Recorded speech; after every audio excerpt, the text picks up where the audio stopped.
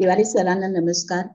Mukesh sir, Kubal madam, Geeta madam, Shinde sir, Dalvi sir आणि सगळे कुलकर्णी या सगळ्यांना नमस्कार करून आजच्या वर्गाचं स्वागत करताना नवीन वर्षाचं शेवट आणि जुन्या वर्षाला निरोप आणि नवीन वर्षाचं स्वागत असं लक्षात घेऊन मला एक सांगायला बरं वाटतं की गेल्या संबंध वर्षात सरांनी खूप वेगवेगळ्या प्रकारची टेक्निक आणि वेगवेगळ्या विषय ज्ञान हे देत बऱ्याच कार्यशाळा संपन्न केल्या. आणि ह्या कार्यशाळा संपन्न होत असताना आजचा जो विषय आहे उच्च शिक्षणाच्या वाटा, या उच्च शिक्षणाच्या वाटेवर जाताना आपल्याला कोणकोणत्या ग्रहांची तपासणी कुंडली मार्फत करायची याच्या संबंधीची माहिती तुम्ही वेळोवेळी दिलेली आहे. पण आत्ताच्या या नव्याने निर्माण केलेल्या कार्यशाळेमध्ये मात्र पहिलं जे गेल्या वेळेचं कार्यशाळेचं ओपनिंग आपण केलं त्या ओपनिंग मध्येच लग्नेशाचा कल कुठे, लग्नेश कोणाबरोबर बसलेला आहे, त्यावरून त्याचा व्यवसाय आणि व्यवसायासाठी शिक्षण याची सांगड घालत प्रत्येक ग्रहाचं वैशिष्ट्य सांगत गेल्या वेळेचा वर्ग हा संपन्न झाला. त्याच वाटेवरून आता आपल्याला पुढे जायचंय सरांबरोबर. तेव्हा नवीन विषयासाठी, नवीन वर्गासाठी, नवीन मार्गदर्शनासाठी मी सरांना विनंती करते. धन्यवाद सर. धन्यवाद धन्यवाद मॅडम. तुमचं पहिल्यांदा स्वागत करतो. तुम्ही स्वागत केलेल्या वर्गाचं. इत्यादी सर्व मंडळी, दळवी साहेब आहेत, मुकेश भाऊ आहेत, कुबल मॅडम आहेत, देशमुख मॅडम आहेत, कुलकर्णी आहेत, सर्व कुलकर्णी आहेत, इत्यादी सर्व मान्यवरांचं स्वागत आहे. आज आपण एक नवीन विषय शिकणार आहोत. वेगवेगळ्या तऱ्हेचं शिक्षण क्षेत्रामध्ये पत्रिका कशी कार्यरत होते या बाबतीमध्ये आपला हा विषय असेल. तर त्यावरून ज्या वेळेला समजा एखादी व्यक्ती आपल्याकडे आली तर त्यावेळेला त्याला मार्गदर्शन करते वेळी तुम्हाला असं केलं पाहिजे की बाबा ही पत्रिका, बऱ्याच वेळेला आपल्याकडे असे आई वडील येतात की खरोखर माझ्या मुलाने कोणत्या शाखेमध्ये अभ्यास करावा, त्याला कसं यश मिळेल, कोणत्या वर्षी मिळेल, या सगळ्याचा तपशील जो आहे तो आपण आता विचार करणार आहोत. तर त्यामधून आपण जर बघितलं तर लग्न तर आहेच महत्वाचं, त्याच्यानंतर त्रिकोण स्थान पण महत्वाची आहेत. अडचणी काही येणार आहेत का आयुष्यामध्ये, का एकदम लगेच शिक्षणाला सुरुवात केल्यानंतर ताबडतोब त्याला तिथे संधी मिळेलच का, जरी लग्निग्रह असेल तरी सुद्धा तो कुठल्या दृष्टीमध्ये आहे का, ह्या सगळ्या गोष्टीचा जो विचार आहे तो आपण व्यवस्थितपणे करून नंतर जातकाची दिशा, शिक्षणाची दिशा जी आहे ती शिक्षणाची दिशा ठरवली जाते.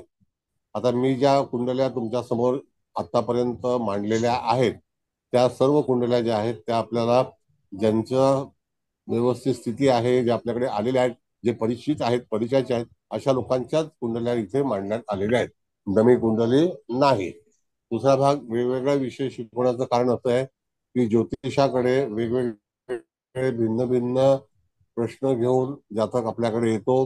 त्यांच्या काही अपेक्षा असतात, त्यांच्या कल्पना असतात, त्यांची काही दुःख असतात. काही वेळेला त्यांना मार्गदर्शन करण्यासाठी आपण ज्योतिष या व्यवसायाशी किंवा ज्योतिष ह्या नात्याची ओळख करून दिलेली आहे किंवा व्यवस्था केलेली आहे. तर अशा तऱ्हेनेच आपल्याला पुढे चांगल्यापैकी मार्गदर्शन करायला यावं याकरता हा प्रपंच आहे. तर तुम्ही पुन्हा एकदा सगळ्यांचं स्वागत करतो. कोण राहून गेले असेल तर क्षमस्व. तर सगळ्यांनी आदरणीय सगळेजण तर पुन्हा पुन्हा यावं. आपले बरेचसे क्लासेस आहेत, आता नवीन नवीन क्लासेस पण सुरू करणार आहोत. आता आमचा नाडीचा क्लास जवळपास संपत आलेला आहे. त्याच्यानंतर आता आज वेगळा क्लास आहे. त्याच्यानंतर हे करिअरचा भाग आहे, हा करिअर कुठलं निवडावं. त्याच्यानंतर सर्वतोभद्र चक्र चालू आहे, ते पण आता जवळपास समाप्तीच्या याच्यावरती आहे. त्यानंतर पाराशरी सुरू करणार आहोत, सारावली पाराशरी, कळलं का. त्याच्यानंतर ताजिक होईल. तर अशा बऱ्याच विषयांचा आपल्याला अभ्यासक्रम पुढे द्यायचा आहे. तर मॅडम तारीख लावा पहिल्यांदा, आणि ज्याला कोणाला लिहून घ्यायचं असेल तर त्यांनी लिहून घ्या, म्हणजे तो तुमच्याकडे कुंडलीचा भाग जो आहे तो राहील आणि नंतर तुम्ही कुंडली व्यवस्थित वाचू शकाल.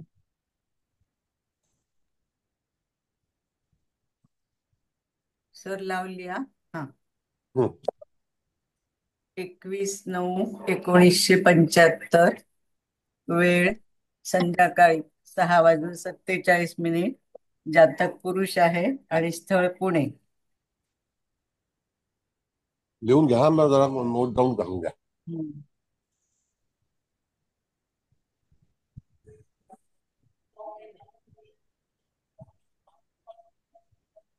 आता लावा मुख्य कुंडली मॅडम. होय, लावते लावते.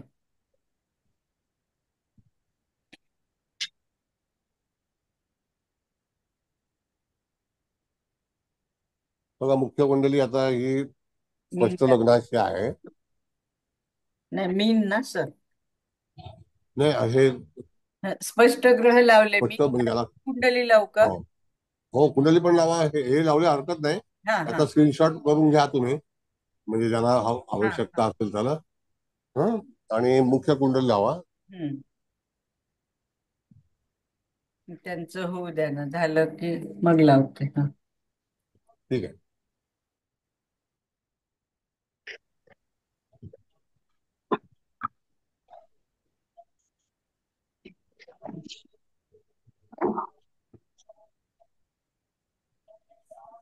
लावू पुढचं. हा लावा, पुढचे लावा. आता मीन लग्नाची लावते. मॅडम जरा एक मिनिट. बर. मॅडम जरा एक मिनिट. Okay okay okay.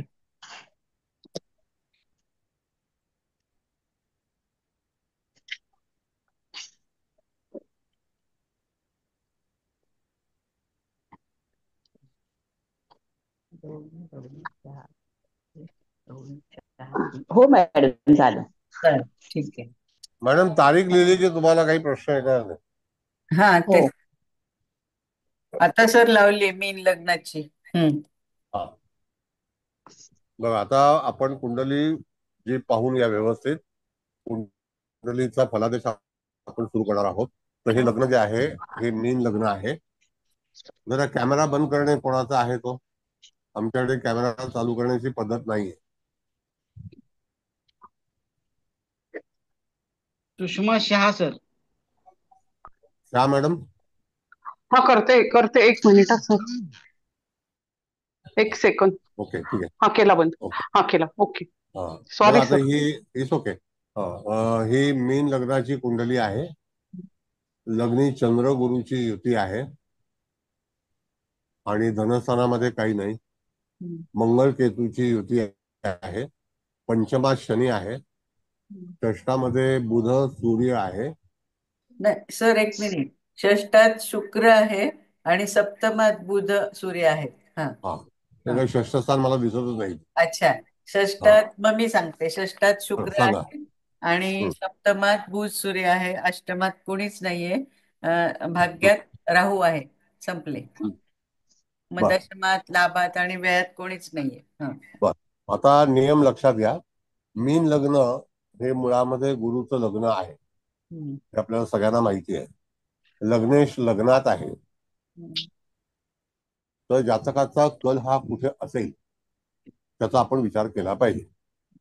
गुरु हा अत्यंत शुभ ग्रह आहे, पण त्याला तेवढी संधी मिळेल का, हा एक भाग आहे. तर ती संधी मिळण्यासाठी त्याचा महादशेचा आपण विचार करणारच आहोत. त्यानंतर वयाचा पण विचार करणार आहोत. आता हा जन्म 1975 सालचा आहे, हे पण लक्षात ठेवणे. इथे गुरु हा बुधाच्या समसप्तक योगात आहे, सूर्याच्या समसप्तक योगात आहे. गुरु लग्नी समसप्तक योगात असल्यामुळे वक्री आहे, हे लक्षात घ्या. गुरु हा वक्री एक साधारणतः 8 ते 7 महिने असतो. गुरुचे अंश जे आहेत हे 28 अंश आलेले आहेत मीन राशीला.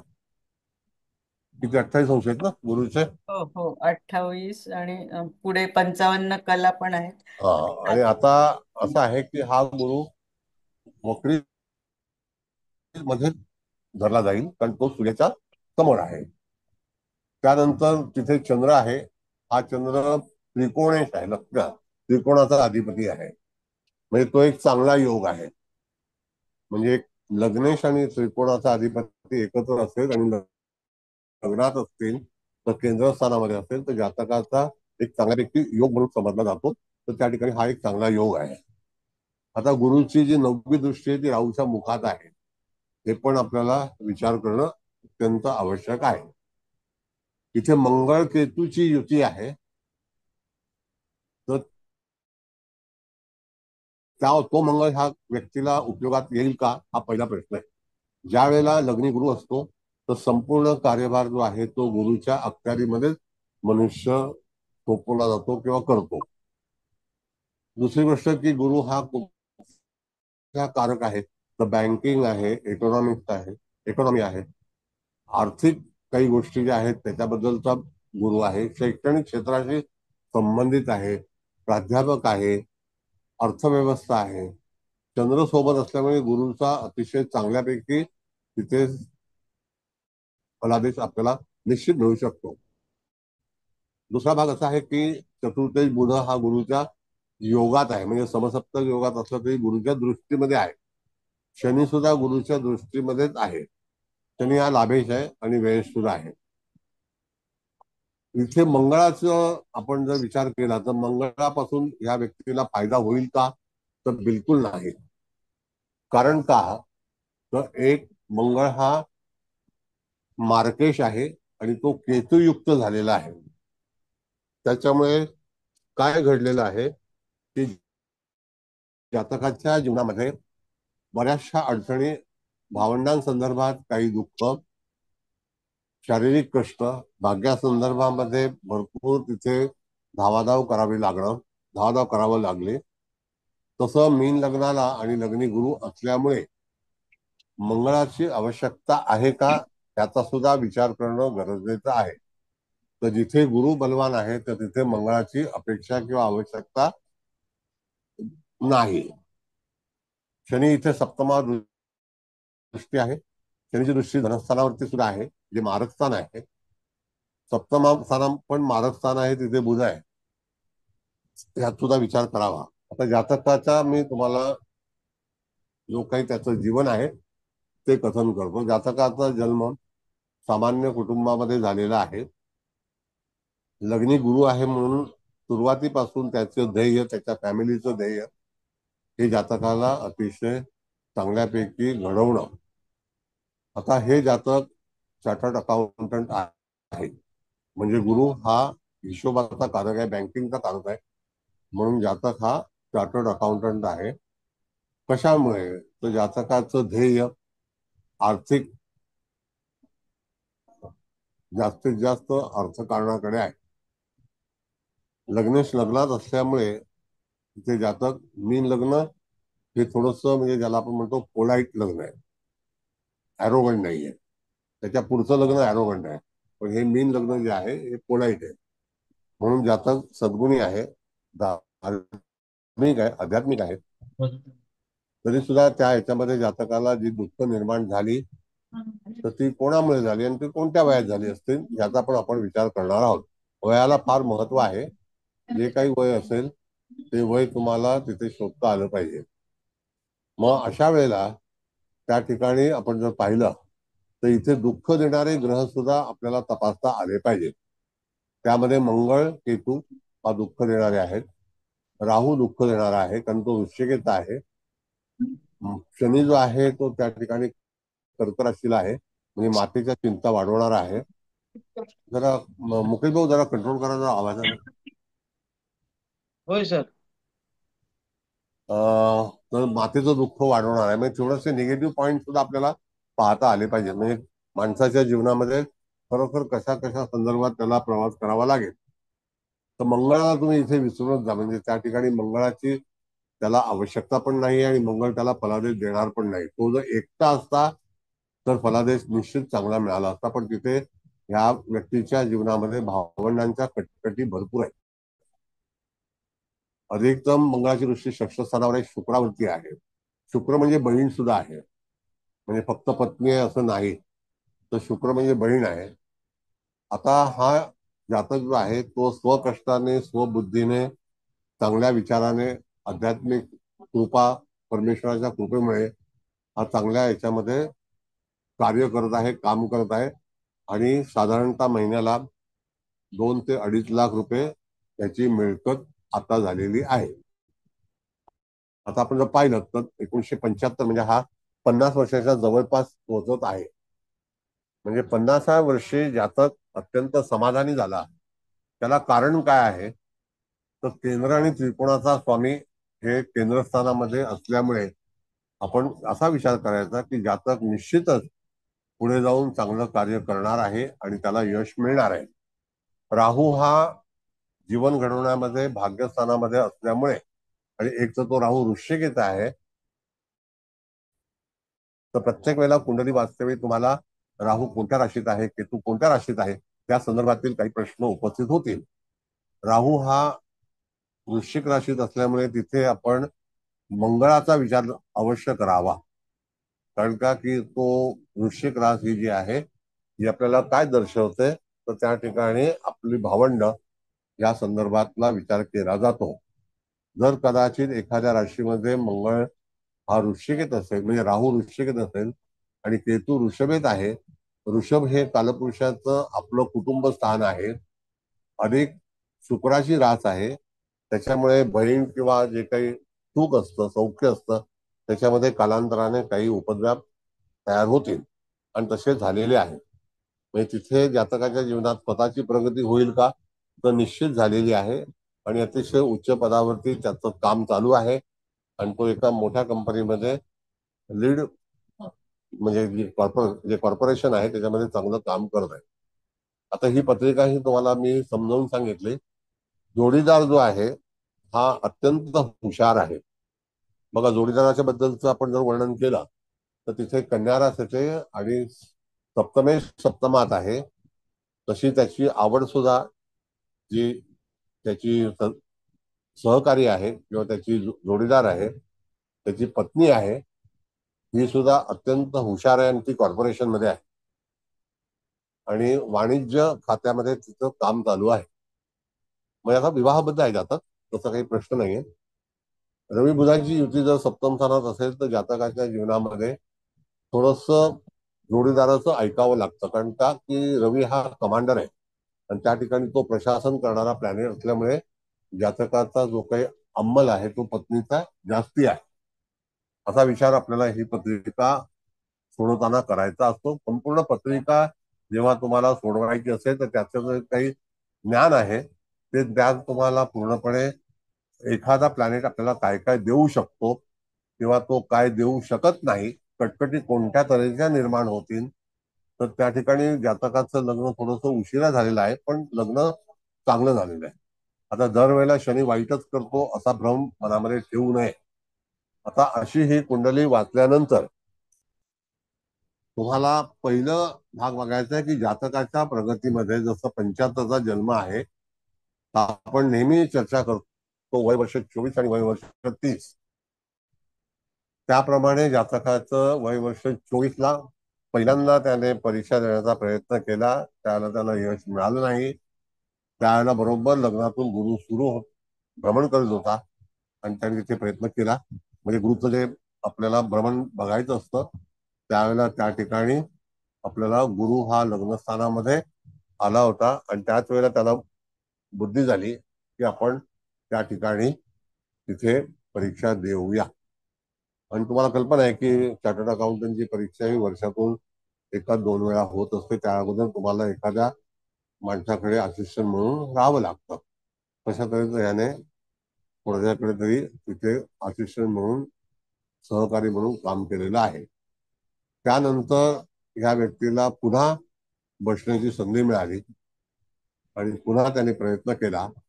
आता एक लक्षात घ्या की गुरु 24व्या वर्षी लग्नात आला आहे आणि तिथे त्याचा मूळ गुरु जो आहे तो 28 अंशाचा आहे.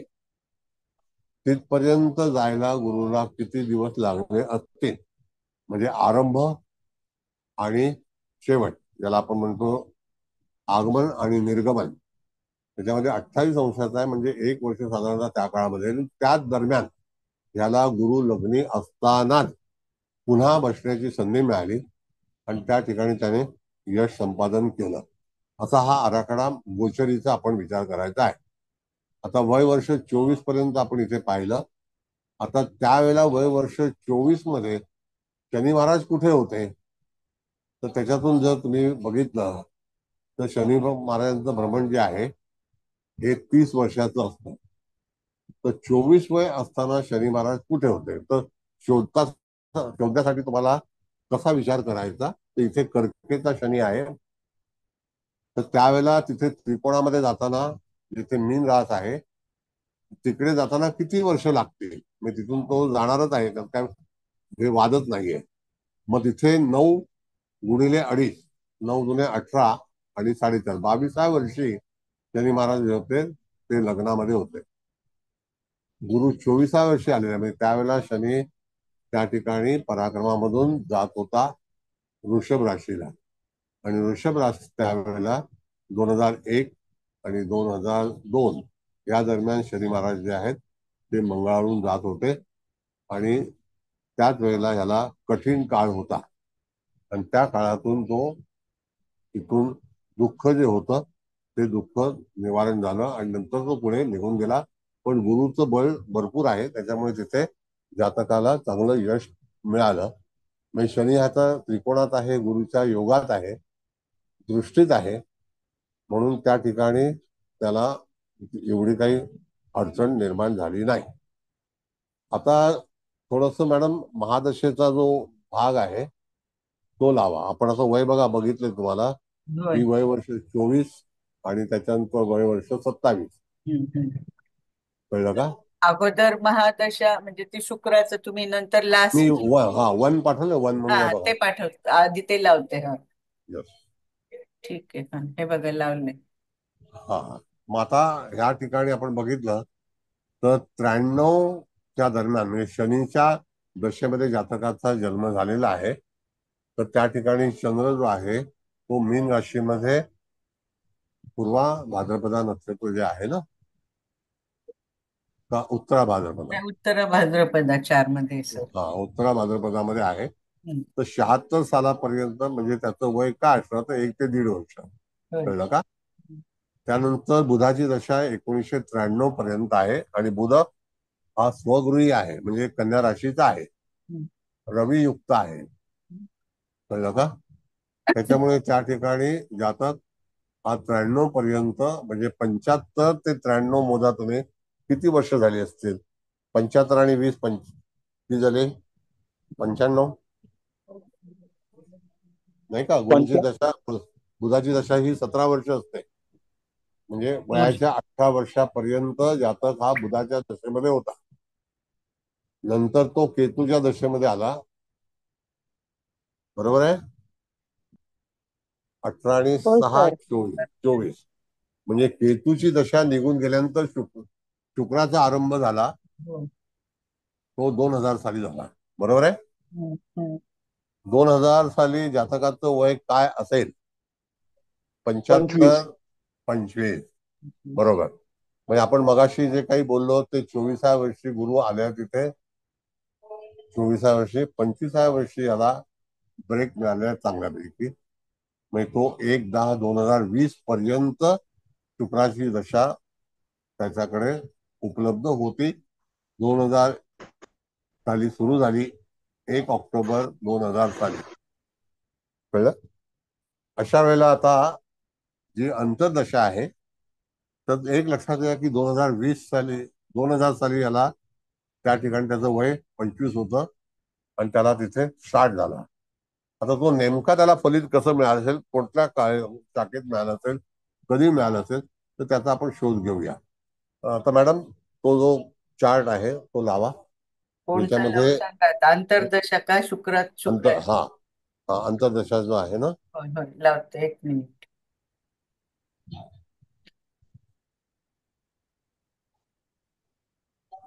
लावलं सर. बघा आता हा अंतर्दशेचा भाग जर तुम्ही बघितला तर 2004 मध्ये, आपण मगाशी 2000 बद्दल बोललो, आता 2004 पर्यंत ह्या पर्यंतच्या दशा शुक्रामध्ये, शुक्राची अंतर्दशा ही मोठी असते. शुक्रामध्ये शुक्राची अंतर्दशा ही मोठी असते. त्यावेळेला आपण जर पाहिलं तर 2004 मध्ये ह्याचं वय काय होतं? वय वर्ष 29. हो. मग आता वय वर्ष 29च्या दरम्यान हा पूर्णपणे त्या महादशेमध्ये तो सेटल झालेला आहे.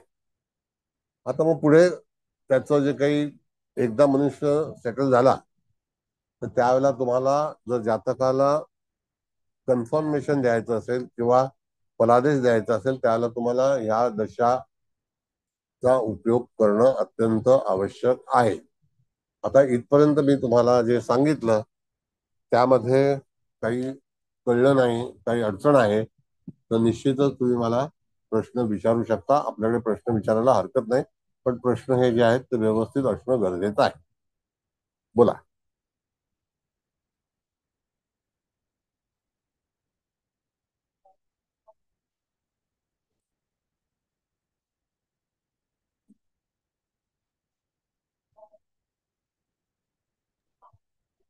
सर नमस्कार.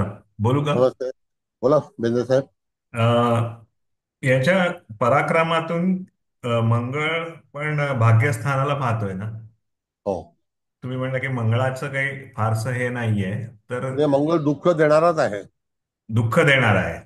हो, कारण मंगळ हा त्या ठिकाणी अडचण निर्माण करेल, कारण हा, मंगळ हा स्वतः त्या कुंडलीमध्ये सिक्युअर नाही आहे.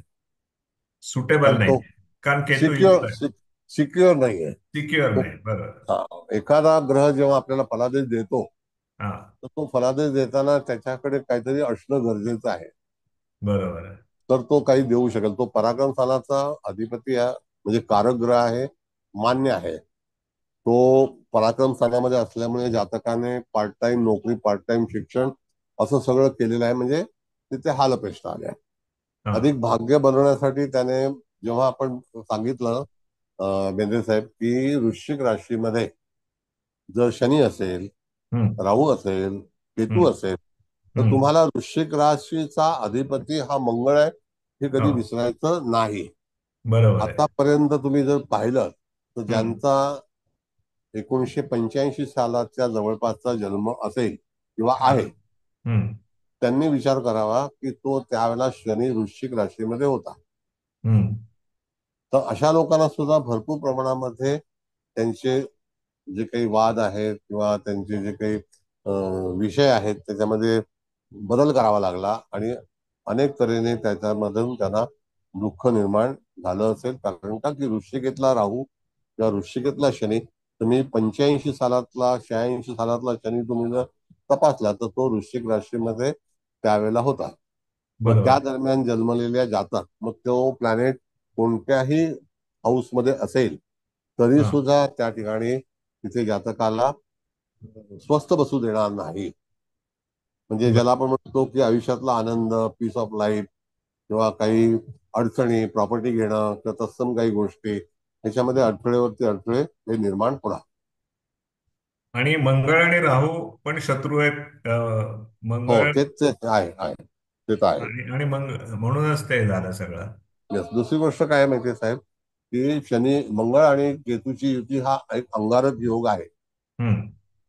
आणि आता हा अंगारक योग असल्यामुळे तुम्ही जातकांनी जरी मिळवलं हम्म. तरी सुद्धा ते जाण्याची शक्यता आहे. आता ती कशी झाली ते तुम्हाला मी सांगतो. जसं आता फायनान्स सेक्टरमध्ये कामाला असल्यामुळे हम्म. त्या ठिकाणी जातकाने घर बुक केलं हम्म. आणि तो प्रकल्प आहे तो खलास झाला, संपला. म्हणजे कॅन्सल त्याची झालं का? हा, म्हणजे संपला, म्हणजे पैसे गेले. बर, वाया गेले पूर्ण. हा, 50-1 लाख रुपये गेले, हा. त्याच्यापेक्षा जास्त गेले असते. हम्म. म्हणजे काय झालं की मंगळाने त्याला शिक्षा दिली की मी काय कॅपेबल नाहीये तुझ्या ह्या प्रॉपर्टी लाईफ मध्ये. हम्म. कळलं का? म्हणजे असे काही प्रसंग एखाद्या व्यक्तीवरती येऊ शकतात, असा आपल्याला विचार करणं गरजेचं आहे. बरं, म्हणजे मंगळाने चांगलाच दणका दिला त्याला.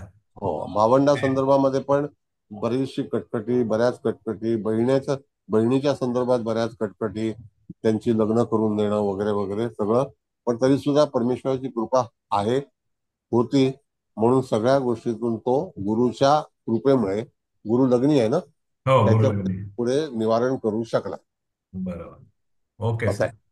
बरोबर. म्हणजे तिथे तुम्हाला पत्रिका वाचतेवेळी तुमच्याकडे साहित्य काय आहे हा. त्याच्यावरती तुम्हाला कथन करायचं एक नियम असतो. बरोबर. तर इथे कळलं? तो वृश्चिक राशीतला राहू हा, हा म्हणजे त्याने स्पॉइल स्पोर्ट केलेला आहे त्याचं सगळं. हो, त्याला कष्ट दिले. कष्ट म्हणजे जे जमिनीच्या बद्दल जसे पैसे वाया गेले, भावा बहिणींचं त्याला, भावांचं विशेषतः काहीतरी कटकटी निर्माण झाल्या. म्हणजे बाकी दुसरी सगळ्या गोष्ट, गोष्टी गुरुच्या चांगल्या असल्या तरी मंगळाने त्याचा प्रताप दाखवले, बरोबर, अंगारक आणि योगामध्ये. आणि तसं बघितलं तर गुरुची दृष्टी राहूच्या मुखात सुद्धा आहे. हो. आणि तो सुद्धा तिथे त्या ठिकाणी आता जसं की कालांतराने त्यांनी रिकवर केले, शेअर मार्केटमध्ये इन्व्हेस्टमेंट केली वगैरे वगैरे, परत गेले पैसे आले पैसे, पण तरी सुद्धा फटका हा लागला. आता जोडीदार जो आहे आता, हम्म. तो सुद्धा विद्वान आहे. हम्म. म्हणजे साधारणतः घरामध्ये एक 3-1 लाख रुपये पर मंथ त्यांची इन्कम ऑफ सोर्सेस आहे, अंदाज. अच्छा. आणि ती व्यक्ती सुद्धा कॉर्पोरेशन मध्ये आहे, हम्म. कॉर्पोरेट मध्ये आहे, त्याच्यामुळे पगार चांगला आहे. आणि she is working in the marketing, very nice, good earning, असं आहे. आणि आणि ती यांच्या मुलांचं वगैरे कसं आहे, कारण गुरुची हा पंचम उशीर दृष्टी उशीर हो पंचम हो. स्थानावर आहे ना. आता कसं उशिरा आहे झाली का की मुलं? हो, मुलं उशिरा म्हणजे काही वेळेला ना, काही लोकांचं कसं असतं की तुमचं म्हणणं बरोबर आहे, उशिरा नाही, संतती शनी जन्माला. आहे म्हणून विचारलं. हो, शनी आहे ते पण आहे. दुसरी गोष्ट की रवीवरती शनीची दृष्टी आहे, हा. पहिली. दुसरी जी आहे ती लाभस्थानावरती आहे. तर त्या ह्याच्यामध्ये त्या ठिकाणी पंचमातला शनी धनस्थानामध्ये पण पाहतो, हम्म. हा एक भाग आहे. म्हणजे आपल्या कौटुंबिक समस्या सुद्धा तिथे निर्माण झालेल्या आहेत. पण मुलं म्हणजे आहेत त्यांना. हो, आता एकच मूल आहे. बर. हल्लीचे जे लोक आहेत त्यांचं थिंकिंग वेगळं आहे. बरोबर आहे. त्यांना संततीपेक्षा आपली प्रगती फार महत्वाची वाटते. म्हणून हम्म. हल्लीचा जो काही परिवार आहे तो संततीच्या मागे न जाता आपलं आयुष्य कसं चांगलं जगता येईल. हम्म. आणि याच्यावरती वाईट नाही आहे. जर हम्म. समजा महिन्याला 3 लाख रुपये येत असतील, हम्म. तर मला असं तर प्रोजेक्ट जर केला तर तुम्हाला रिटायरमेंट नंतर जे पेन्शन आहे, पेन्शन प्लॅनचं, तर 20 लाख रुपये पर मंथ तुम्हाला पेन्शन येऊ शकते, असं प्लॅनिंग तुम्हाला होऊ शकतं. हा. तसं हे आहे, सुविधा आहे. हम्म. आणि तो स्वतः चार्टर्ड अकाउंटंट असल्यामुळे त्या सगळ्या गोष्टी त्या लोकांना माहिती आहे. व्यवस्थित केले असतील त्यांनी, बरोबर येस आहे. Yes yes. ओके. मॅडम, पत्रिका काढा जरा. Okay sir, thank you. Thank you. Sir, एक प्रश्न विचारू? हा, विचारा. हा, मिसेस तांबे बोलतेय. नमस्कार सर. नमस्ते. आपण आता पाहिलं की साधारण वयाच्या 24व्या वर्षी ज्यावेळी शनी पराक्रमात होता, तेव्हा त्यांनी ती सीए ची परीक्षा पास झाले. म्हणजे त्यावेळी ऍक्च्युली गोचरीचा शनी पत्रिकेतल्या मंगळ वरनं जात होता. त्यामुळे त्यावेळी त्याला बाकीचे पण खूप त्रास असणार आणि हो, नक्की नक्की. गुरुच्या सपोर्टमुळे तो. Yes yes yes. बरोबर ना? नक्की. आता कसं आहे मॅडम, आता तुम्ही विचार केला तर त्यावेळेला आपल्याला वय शोधायचं असतं. आणि हम्म. कोणत्या वयामध्ये कोणत्या गोष्टी आपल्या जीवनामध्ये घडतील किंवा घडामोडी होतील, तर हा. त्यावेळेला तुम्हाला जे ट्रान्झिस्ट आहे ते पक्क झालं पाहिजे. आणि without transit you can't read future. तर फ्युचर तुम्हाला जर वाचायचं असेल तर तुमच्याकडे गोचरीचा साहित्य साठा अत्यंत आवश्यक आहे. आणि त्यामध्ये शनी दीर्घकालीन आहे, तसं राहू सुद्धा दीर्घकाळ वास्तव्य करणार आहे. आता आपण जर पाहिलं तर पुन्हा राहू जो आहे तो 18 वर्षी तिकडे आलेला आहे, हा. हा. नाही का? हो, आता बरोबर. 18 वर्षी पुन्हा राहू आल्यानंतर तुम्हाला परत मागे जाताना राहू तुम्हाला दिसेल. मग 18 आणि 1.5, हो, हो, 19.5, परत 19.5 नंतर 21, 21 बरोबर. नंतर 22.5, हो. असं करत करत मागे जाणार. आणि तो त्या ठिकाणी ज्या स्थानामध्ये राहील तर त्यावेळेला इत्यादी ग्रह जेव्हा त्याच्या जोडीला येतील त्यांची किंमत कमी होते. म्हणजे बरोबर. जर समजा गोचरीने गुरु जरी राहूच्या योगात आला ट्रान्झिस्ट मध्ये, तरी हा, सुद्धा गुरुची पॉवर जी आहे ती ती कमी कमी होते. होणार. हा. येस, असं. Okay, thank you sir. थँक्यू. चांगला अभ्यास आहे तुमचा. Sir, thank you sir. 24व्या वर्षी हा फेल झाला म्हणालात ना तुम्ही? हा, एकदा पहिला फेल झाला. हा, फर्स्ट अटेम्प्ट गेला. हा. येस, फर्स्ट अटेम्प्टला फेल झाला. हा. आणि त्याच्यानंतर पुन्हा प्रयत्न केला. बघा कसं असतं की मॅडम, की एखाद्या जातकाच्या जीवनामध्ये जर गुरु बलवान असेल तर पुन्हा प्रयत्न केल्यानंतर तो यशाकडे हा. मार्ग निश्चित निवड. लग्नातला गुरु यश खेचणार आहे.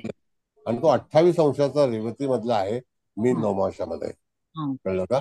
मग अशा वेळेला त्या ठिकाणी जर आपण पाहिलं तर त्या 28 अंशातला रवी गुरु हा पुन्हा त्या ठिकाणी जन्माच्या वेळेला तो 28चा आहे. मग तो जर समजा जन्माच्या वेळेला आपण जर विचार केला तर थोडस डीप मध्ये जाऊन विचार करा. तो गुरु वक्री होऊन पुन्हा मार्गी होण्यापर्यंत त्या स्थानामध्ये राहील, त्या राशीत राहील. आणि मीन नवमांशाचाही परिणाम, मीन नवमांशात आहे ना तो. मीन नवमाश आहे. आता जसं की आपण मागच्या वेळेला गोचर शिकलो होतो, तर त्या ठिकाणी मीनेला मीन नवमाश शेवटचा आहे. तर कर्क नवमाश हा जो आरंभ आहे, तर कर्क नवमाश कुठे लागतो? तर पूर्वा भाद्रपदा, नाही का? नंतर उत्तरा भाद्रपदा. आता उत्तरा भाद्रपदा हे चतुष्पाद चरण आहे, 4 चरणांचं आहे, बरोबर आहे की नाही? मग एक पूर्ण वर्ष तो जो साधारणतः गुरु 7 ते 8 महिने त्या ठिकाणी वास्तव्य करणारच आहे, जरी तो 28 अंशाला गुरु जन्माला आला तरी. येस. तुम्ही जर बघितलं आता जसं की ज्यांचा गुरु 27 अंशाला होता आणि ज्यांचा जन्म 4 चरण पूर्ण करेल, 4 चरण तेवढा कालावधी घेईल तो. हो, मग तो परत मागे जाणार आणि पुन्हा रिटर्न येणार. बरोबर. म्हणजे तो ताबडतोब राशांतर करेलच का? नाही. असं आहे. बरोबर. म्हणजे आता सूर्य समोर आहे म्हणजे तो वक्री आहे, हे डेफिनेट आहे. बरोबर, वक्री आहे. येस. आता सुप्ती कुलकर्णी आहेत का? तुम्ही त्या वेळेची तारीख जर 76 सालची काढली तर गुरु तुम्हाला पुन्हा मीन राशीमध्ये आढळतो का बघा जरा. 1976च्या दरम्यान का मेषाला आढळतोय?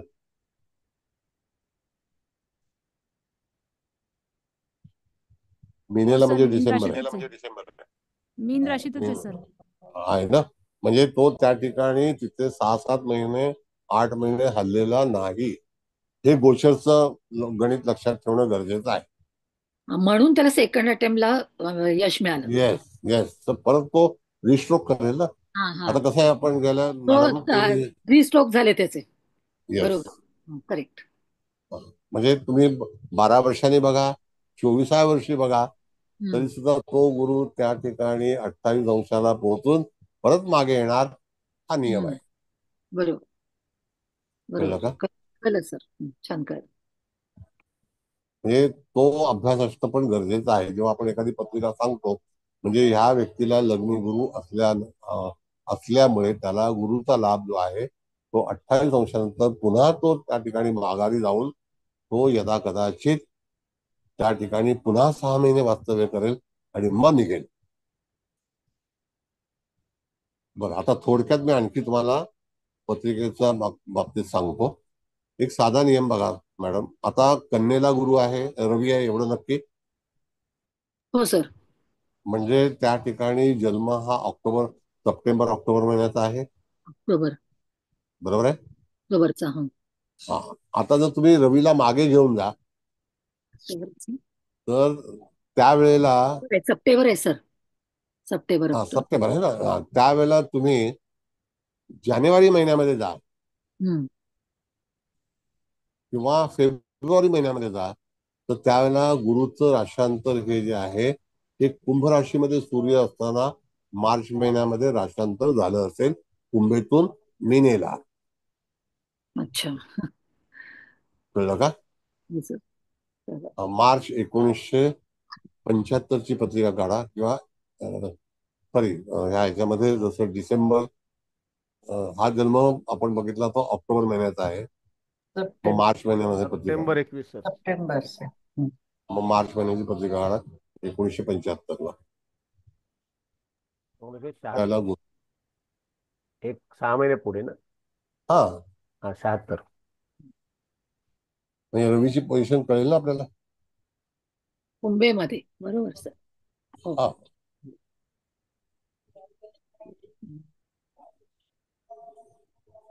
रवी मीनेत आहे सर.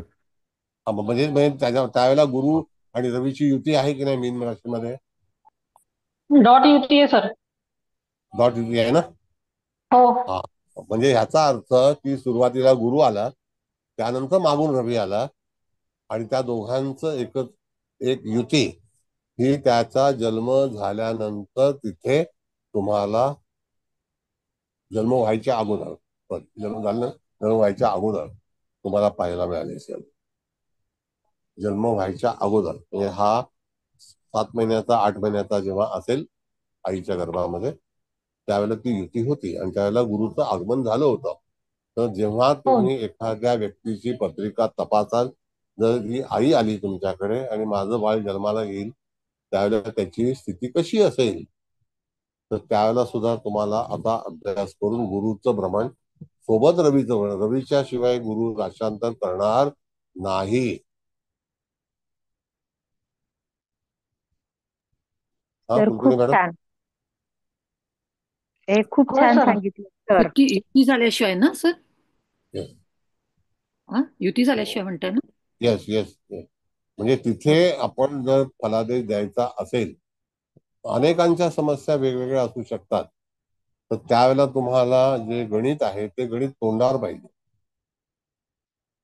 म्हणजे आपण गेलो तिथे, गुरुची युती मिळाली, तर त्या दरम्यान तुम्हाला आता एक साधा प्रश्न तुम्हाला मी सांगतो की मीन राशीमध्ये सूर्य येतो कोणत्या महिन्यामध्ये?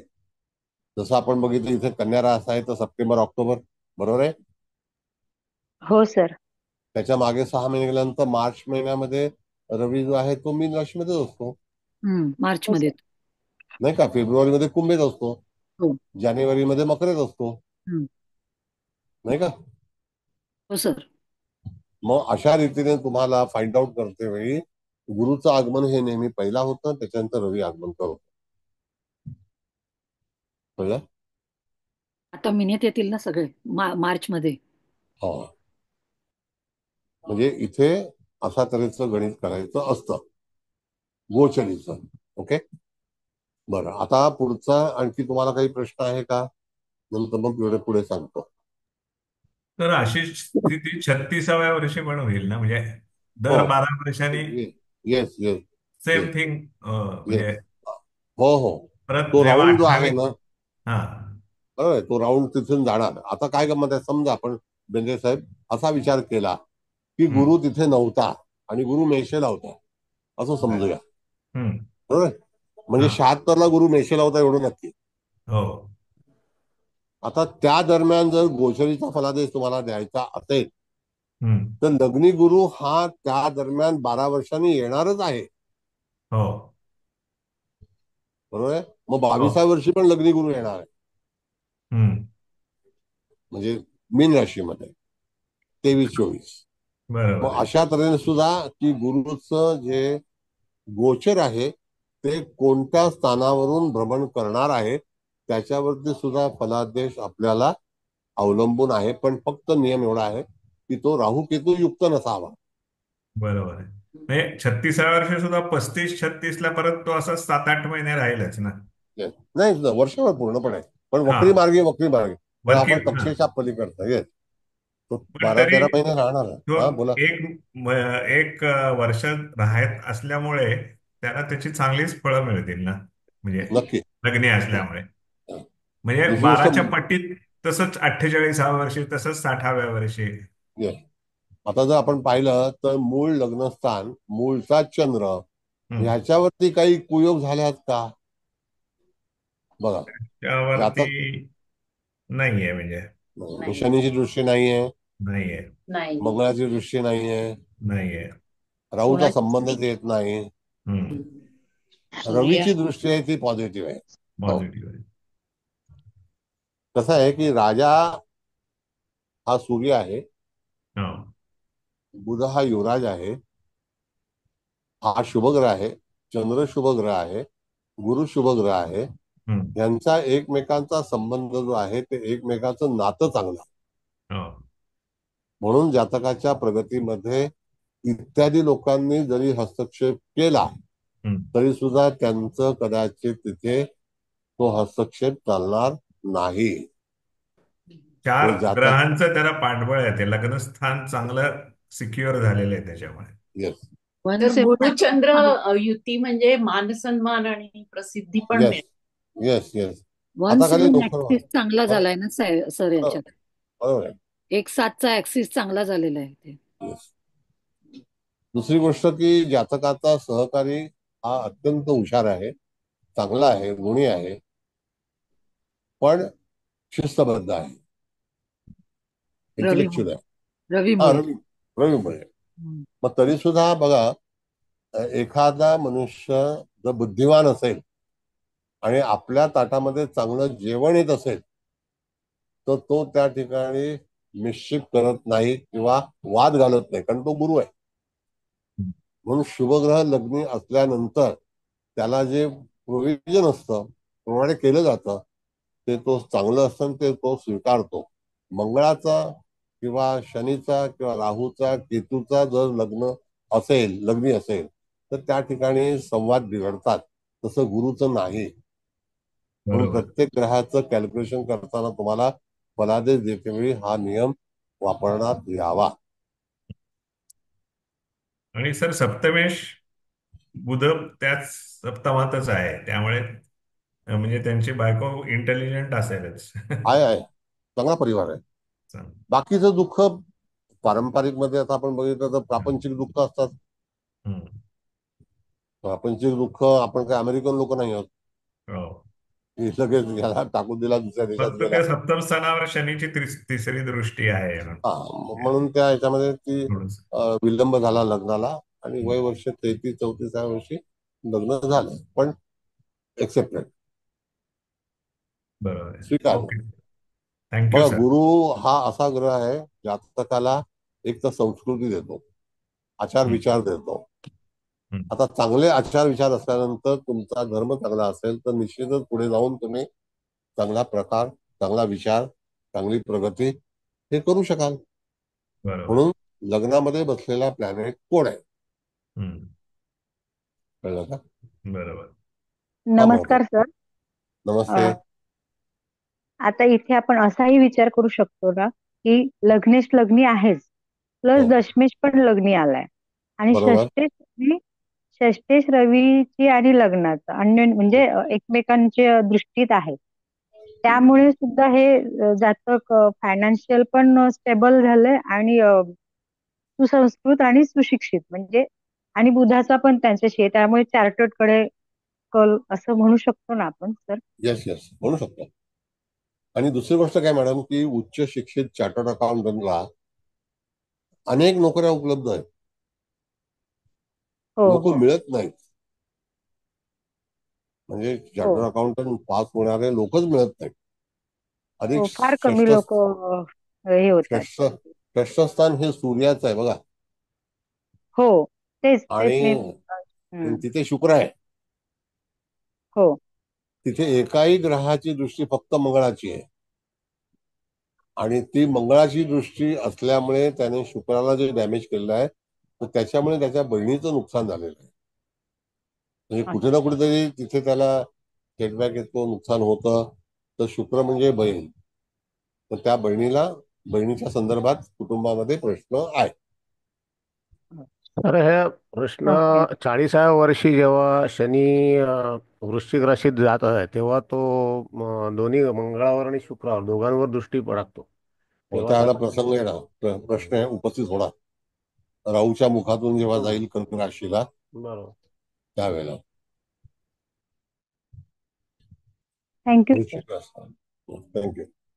कधी कधी कसं असतं की आपल्या पत्रिकेला अनुसरून कधी कधी भावंडांना दुःख होतं, भावंडांचे मृत्यू होतात किंवा ते संकटात सापडतात.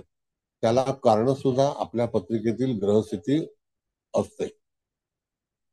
तुमचं म्हणणं ज्यावेळेला असं आहे की आपण जर बघितलं 30 वर्ष तिथे बघितलं आणि त्याच्या पुढची 5 वर्ष म्हणजे 35व्या वर्षी वृश्चिक राशीमध्ये गुरु जाळा, त्यावेळेला साल कोणतं होतं जर आपण पाहिलं तर 75 आणि 5 80 आणि 30 2010ला वृश्चिक राशीमध्ये शनी होता, 11ला 12ला.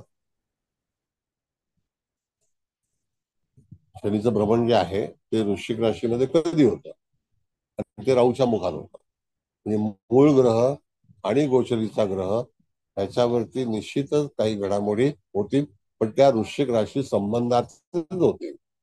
मग कदाचित बायकोचा भाऊ हा आपण भाग्यस्थानावरून पाहतो, त्याला त्रास होऊ शकतो. 40व्या वर्षी असेल ना सर? 35 हा म्हणजे बघा ना तुम्ही आता 40व्या वर्षी. आपण बरोबर. त्या ठिकाणी राहू हा त्याच्यापासून 5 स्थानं दूर आहे ना मॅडम. हो 5 आणि 12.5 म्हणजे 12.5 म्हणजे 75 आणि 30 किती झाले? 2005 हो सर. 2005 2005. आणि हो. आणि 12 2012 17 साली कुठे होता शनी? वृश्चिकेला होता बघा सर आता. 15 सर साली आहे ना. वृश्चिकेला 15 साली सर. आहे ना सर 2000. तेच मला हा म्हणायचं सर आहे की 17 साली होता वृश्चिक. हा 17 साली पण होता. हो हो. म्हणजे तुम्हाला जर त्या शनीबद्दलचा जर विचार मांडायचा असेल तर त्याला तुम्हाला कोणत्या साली जातकाला दुःख होऊ शकतं. आता त्यावेळेला मॅडम आपला महादशेचा जो चार्ट आहे त्या याच्यामध्ये दशा खरोखर कुठली आली असेल वाईट, तर ती किती काळासाठी असेल, तर त्यावेळेला तुम्ही त्याचा उपयोग करा. बघा चार्ट लावा जरा. म्हणजे आता आपल्याला आंतरदशेचा हवाय का चार्ट? हो ते हो चालतंय? अंतर्दशा. लावते येस. लावते. पाया पडलं. अरे नाही शिर्डी आणि आज चालू आहे ना चार्जिंग संपलं असेल त्याचं. मी म्हटलं ते जाऊया. डब्याचं चार्जिंग आहे का?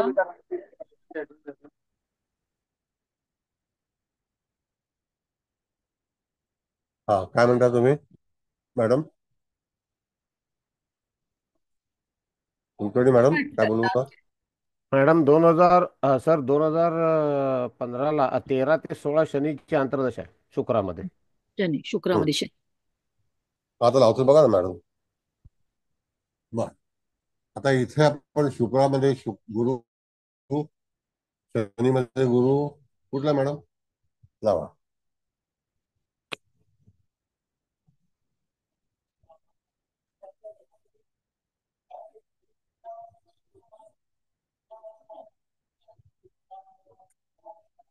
बघा हवाय ना अंतरदशेचा. हा आता 17 सालाच्या ह्याच्यामध्ये बघितलं आपण हा तर शुक्रामध्ये शनी 16 3 वर्ष. आणि शुक्रामध्ये शनी आणि बुध, म्हणजे शुक्रामध्ये बुध हा 19 पर्यंत आहे आणि आपण 17-16चा पण विचार करत आहोत. होय होय. नाही का? म्हणजे शुक्रामध्ये शनीचे अंतर्दशा जेव्हा असेल ती तारीख आहे 2016 जानेवारी 1/10/2016. शुक्रात शनी सर 2013 ना. हे नाही शुक्रात ही 2013ला संपेल. आरंभ आहे. 13 ते 16. हो ना 13ला आरंभ आहे आणि 16ला संपेल. हा मग तो समाप्तीचा काळ जो आहे ना तो शनी हा 19 वर्षाची महादशा असल्यामुळे त्याचा कालावधी जास्ती आहे. होय होय. पण त्यावेळेला शनी ट्रान्झिट्समध्ये वृश्चिकेमध्ये होता का? हो होता सर. नाही 15ला आला. 15ला आलाय सर. 15ला आला. 15ला आला. मग 15ला आल्यानंतर तिथे प्रति अंतर्दशेचा विचार करायचा. आता मॅडम प्रति अंतर्दशा आहे बघा. ते लावते 16 लक्षात घ्या. 16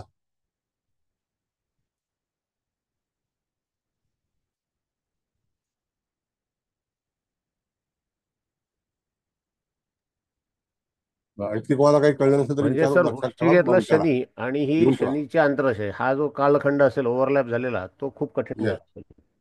बघा बरं सर हे बघा बरोबर. आता इथे 13 हा. नाही हे 13 आहे. आपल्याला 16 पाहिजे. बोला जोगळेकर साहेब. हा जेव्हा हा वृश्चिकेतून जात होता शनी आणि शनीची आंतरदशा हे जेव्हा ओव्हरलॅप होत असेल तेव्हा हा Yes. जास्त कठीण काळ असेल. Yes. त्या कालावधी जो आहे आता बघितलं आपण तर पूर्णपणे 19 वर्षाची महादशा जी आहे ती शनीची आहे. हम्म. पण त्याच्या इन बिटवीन जो काळ आहे तो आपल्याला शोधायचा आहे. तर बरोबर. त्यातला दुसरा नियम काय आहे जोगळेकर साहेब सांगतो तुम्हाला मी, की जर शनी वृश्चिक राशीमध्ये भ्रमण करीत आहे हम्म. तर त्यावेळेला तिथे अंतर्दशा किंवा प्रतिअंतर्दशा ही मंगळाची असेल, अच्छा. त्याच वेळेला जातकाला त्रास होईल. Body belong to whom, okay. The cavity belong to whom, the planet is Mars. कळलं का? बरोबर. त्या ठिकाणी शनी महाराज जेव्हा भ्रमण करतील, तर बघा इथे शुक्रामध्ये शनी 2016च्या ऑक्टोबर महिन्यापर्यंत आहे. हो. शुक्रामध्ये शनी. मंगळाची विदशा 1/9/15 ते 8/11/2015 पर्यंत आहे. हे 2 महिने हे जास्त आणि कठीण होते मंगळाची विदशेल. मग त्यावेळेला तुम्हाला आणखी मॅडम पत्रिका काढा, ते सगळं काढा. आता नियम आपण हे करूया सगळ्यांना. बर, आता नियम सांगतो तुम्हाला, व्यवस्थित लक्षात घ्या. शनीची दशा आपल्याला पाहायची आहे आणि शनीचं गोचर सुद्धा आहे. थोडंसं कॉम्प्लिकेटेड आहे, पण लक्षात घ्या. ज्या वेळेला शनीचं भ्रमण एखाद्या राशीमधून होत असेल, तर ती राशी कोणाची आहे, ती रास कोणाची आहे, तर मंगळाची आहे. बरोबर. मंगळाची रास असल्यामुळे मंगळाची अंतर्दशा, प्रतिअंतर्दशा, प्राणदशा ह्या जेव्हा जेव्हा ऍक्टिव्ह होतील, तो कालखंड जातकासाठी हानिकारक असेल, असं अकॉर्डिंग टू महादशा आपल्याला स्पष्टीकरण दिलं पाहिजे. परत पुन्हा सांगतो, ट्रान्झिट्समध्ये जर वृश्चिक राशीतून शनी महाराज भ्रमण करीत असतील, त्यावेळेला महादशा पाहायची असेल, तर त्या दरम्यान मंगळाची अंतर्दशा, प्रतिअंतर्दशा आणि प्राणदशा, कारण मुख्य दशा तर शनीची आहे ना. हो सर. आणि ट्रान्झिट शनीच आहे, तर ते कोणत्या राशीतून जात आहे, तर मंगळाच्या राशीतून. बरोबर. मी एक महादशेचा तुम्हाला पूर्णपणे तक्ता समजावून सांगतो. महादशा ह्या जे काही बनवलेल्या आहेत, उदाहरणार्थ आपण गुरुची महादशा बदल, ती हानिकारक नाही. पण गुरुमध्ये गुरु, मग गुरुमध्ये रवी, गुरुमध्ये शुक्र, गुरुमध्ये बुध, यांचा परमिटेड आहे. आणि गुरु फळ कधी देईल, जर धनु राशीमधून जात आहे, मीन राशीतून जात आहे, त्यावेळेला तुम्हाला गुरुचं ऍक्युरेट फळ हवं असेल, एक तर ते 16 वर्षाचं आहे एवढं नक्की, त्यावेळेला तुम्हाला गुरुच्या गोचरीने ज्यावेळेला जातक आपल्याकडे येईल, त्यावेळेला एक तर गुरुच्या गोचरीमध्ये गुरुची अंतर्दशा, प्रतिअंतर्दशा ही केव्हा सुरू होणार आहे, त्यावेळेला जातकाच्या कार्यामध्ये यश मिळेल. इथे वृश्चिकेच्या बाबतीमध्ये मंगळ हा ग्रह आपण पकडलेला आहे, तिथे शनी हा जाणार आहे. तर मंगळाचं जेव्हा अंमलबजावणी होईल, त्यावेळेला जातकाला त्या दरम्यान त्रास होऊ शकतो. लक्षात नसेल आलं तर मी पुन्हा सांगते, लक्षात येणं गरजेचं आहे. सर कळलं आम्हाला. आलं लक्षात? बघा, वृश्चिक राशी मंगळाची आहे. गोचरीचा शनी हा मंगळाच्या राशीतून भ्रमण करणार आहे. त्यावेळेला हक्कदार मंगळ आहे, कारण का की तो त्याच्या प्रांतातून ग्रह भ्रमण करत आहे. महादशेचं फळ जेव्हा आपण विचारात घेतो, त्यावेळेला शनीपेक्षा इत्यादी कुठलाही प्लॅनेट जर जात असेल, उदाहरणार्थ वृश्चिक राशीतून राहू जाणार आहे, तर राहू कधी जाईल, तर एक तर 18 नाही का, मग 36व्या वर्षी राहू वृश्चिकेला असणार की नाही सांगा? हो हो सर. सर. बरोबर. त्या 36व्या वर्षी कुठली ना कुठली तरी दशा असेल की नाही? हो सर. बरोबर आहे. आता हो. त्या दशेमध्ये तिथे मंगळाची अंतर्दशा आहे का, किंवा प्रतिअंतर्दशा आहे का, किंवा प्राणदशा आहे का? तर प्राणदशा ही कशासाठी वापरली जाते? कधी कधी 1-2 ग्रहांच्या प्राणदशा एकाच दिवशी असतात. वाक्य लक्षात घ्या. प्राणदशेमध्ये एकाच ग्रहाच्या 2 प्राणदशा एकाच दिवशी असतात. मॅडम तो तक्ता लावा बघा, त्याच्यामध्ये लावते प्राणदशेचा ना. हा लावते. आहे सर, तसं तुम्ही म्हणताय तसं येत आहे सर. एका येत आहे ना? दिवशी 2-3 ग्रहांच्या, हो सर, येत आहेत येत आहेत. 2-2 ग्रहांच्या आहेत एका दिवशी, 3 सुद्धा आहेत येस, कधी कधी. येस. मग आता जर 3 असतील कुलकर्णी मॅडम, तर तुम्हाला 24ला 3 भाग केले पाहिजेत, म्हणजे 8 तासाची प्राणदशा. करेक्ट? अच्छा, बरं. म्हणजे तो 8 तास त्याला खराब जातील किंवा जसे ते ग्रह असेल त्याप्रमाणे जाईल. त्याप्रमाणे मग हो. आता हा. इथे आपण पाहिलं तर 23/7 4 दशा सूर्यामध्ये बुध, बुधामध्ये बुध, बुधामध्ये सूर्यामध्ये बुध, आणि मग मंगळ आला, चंद्र आला. मग 23 तारखेला चंद्राची आणि मंगळाची प्रति प्राणदशा होती, आहे का बघा? होय. चंद्र आणि मंगळाची प्राणदशा होती ना? आहे ना, हो सर. मग त्याला तुम्ही 2 भाग करा दिवसाचे, म्हणजे 24 तास. 12-12 तास झाले. हो. मग 12 तास त्याला हानिकारक जातील. बरोबर. अगदी ऍक्युरेट फलादेश करते तुम्हाला हा संदर्भ वापरण्यात आला पाहिजे. ज्याला कळलं नसेल त्यांनी पुन्हा विचारावं, काय हरकत नाही. काढा मॅडम पप्पा. हे छान समजलं सर, हा, एकदम क्लिअर कळलं अगदी. येस. सर, म्हणजे 1974-75 ला वृश्चिकेमध्ये ना मंगळ राहू एकत्र होते.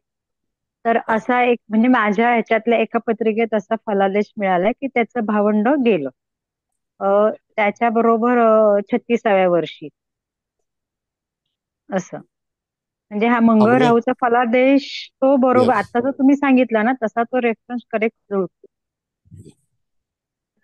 मग आता जेव्हा एखादी घटना त्यावेळेला घडली असेल तुमच्या पत्रिकेमध्ये, म्हणजे तुमच्या जातकाच्या पत्रिकेमध्ये, तर त्यावेळेला जर तुम्ही जसं प्रति अंतर्दशा आणि प्राणदशेचा विचार केला तर तुम्हाला ती तारीख काढता येते. तर सर त्यात आता त्यामुळेच मी ते लॉजिक लगेच हे केलं लावून. राहू मध्ये मंगळाची महादशा होती आणि त्या मेन पत्रिकेत मूळ कुंडलीत वृश्चिकेत मंगळ राहू होते. त्यामुळे भावंडाचा मृत्यू असा झाला. म्हणजे हे, खरंय. आणि आता म्हणजे ह्या तारखा पण काढता येऊ शकतात आपल्याला त्या Yes. राशीच्या अंशाप्रमाणे, त्या ग्रहाच्या अंशांप्रमाणे. म्हणजे खूप छान. महादशेचा शिंदे मॅडम, महादशेचा उपयोग कसा करावा, पिन पॉइंट, हा, हे तो आज आज तुम्हाला अगदी कळला. बरोबर आहे. हो हो, अगदी 100% सर. खूप छान आणि व्यवस्थित. धन्यवाद सर, धन्यवाद. धन्यवाद. म्हणजे पिन पॉइंट जर तुम्हाला महादशेचा उपयोग वापर करायचा असेल तर त्यावेळेला तुमच्याकडे ते साहित्य हवं, तर तुम्ही ऍक्युरेट डेट काढून देऊ शकता. आता ह्या सर, पत्रिकेमध्ये बोला. सर इथे कर्क राशीमध्ये शनी आहे बरोबर ह्या हो, पत्रिकेला. म्हणजे आता आईच्या समजा विचार करायचा झाला, आईचा आजारपण असं उदाहरण जर घेतलं आपण, तर इथं कर्केचा बोला. पण विचार करायला पाहिजे, चंद्राचा पण विचार करायला पाहिजे आणि चतुर्थ स्थानाचा पण विचार करायला पाहिजे. येस. नाही, मग आता ऐका आता मॅडम. हं. हा, बोला बोला बोला, तुम्ही बोला तर मग बोला. इथं महादशा कुठले ग्रह कुठे आल्यानंतर, कारण चंद्र तर मीनेत आहे, चतुर्थात तर मिथुन रास आहे आणि कर्केमध्ये शनी आहे. मग नाही, इथं आईच्या बाबतीत विचार करताना कसा विचार करावा मग, असं मला सांगतो म्हणायचं. सांगतो महादशा तुमचा कशी प्रश्न. अप्लाय करावी? तुमचा प्रश्न अतिशय महत्वाचा आहे आणि लोकांना त्याचा उपयोग होईल असा हा प्रश्न आहे.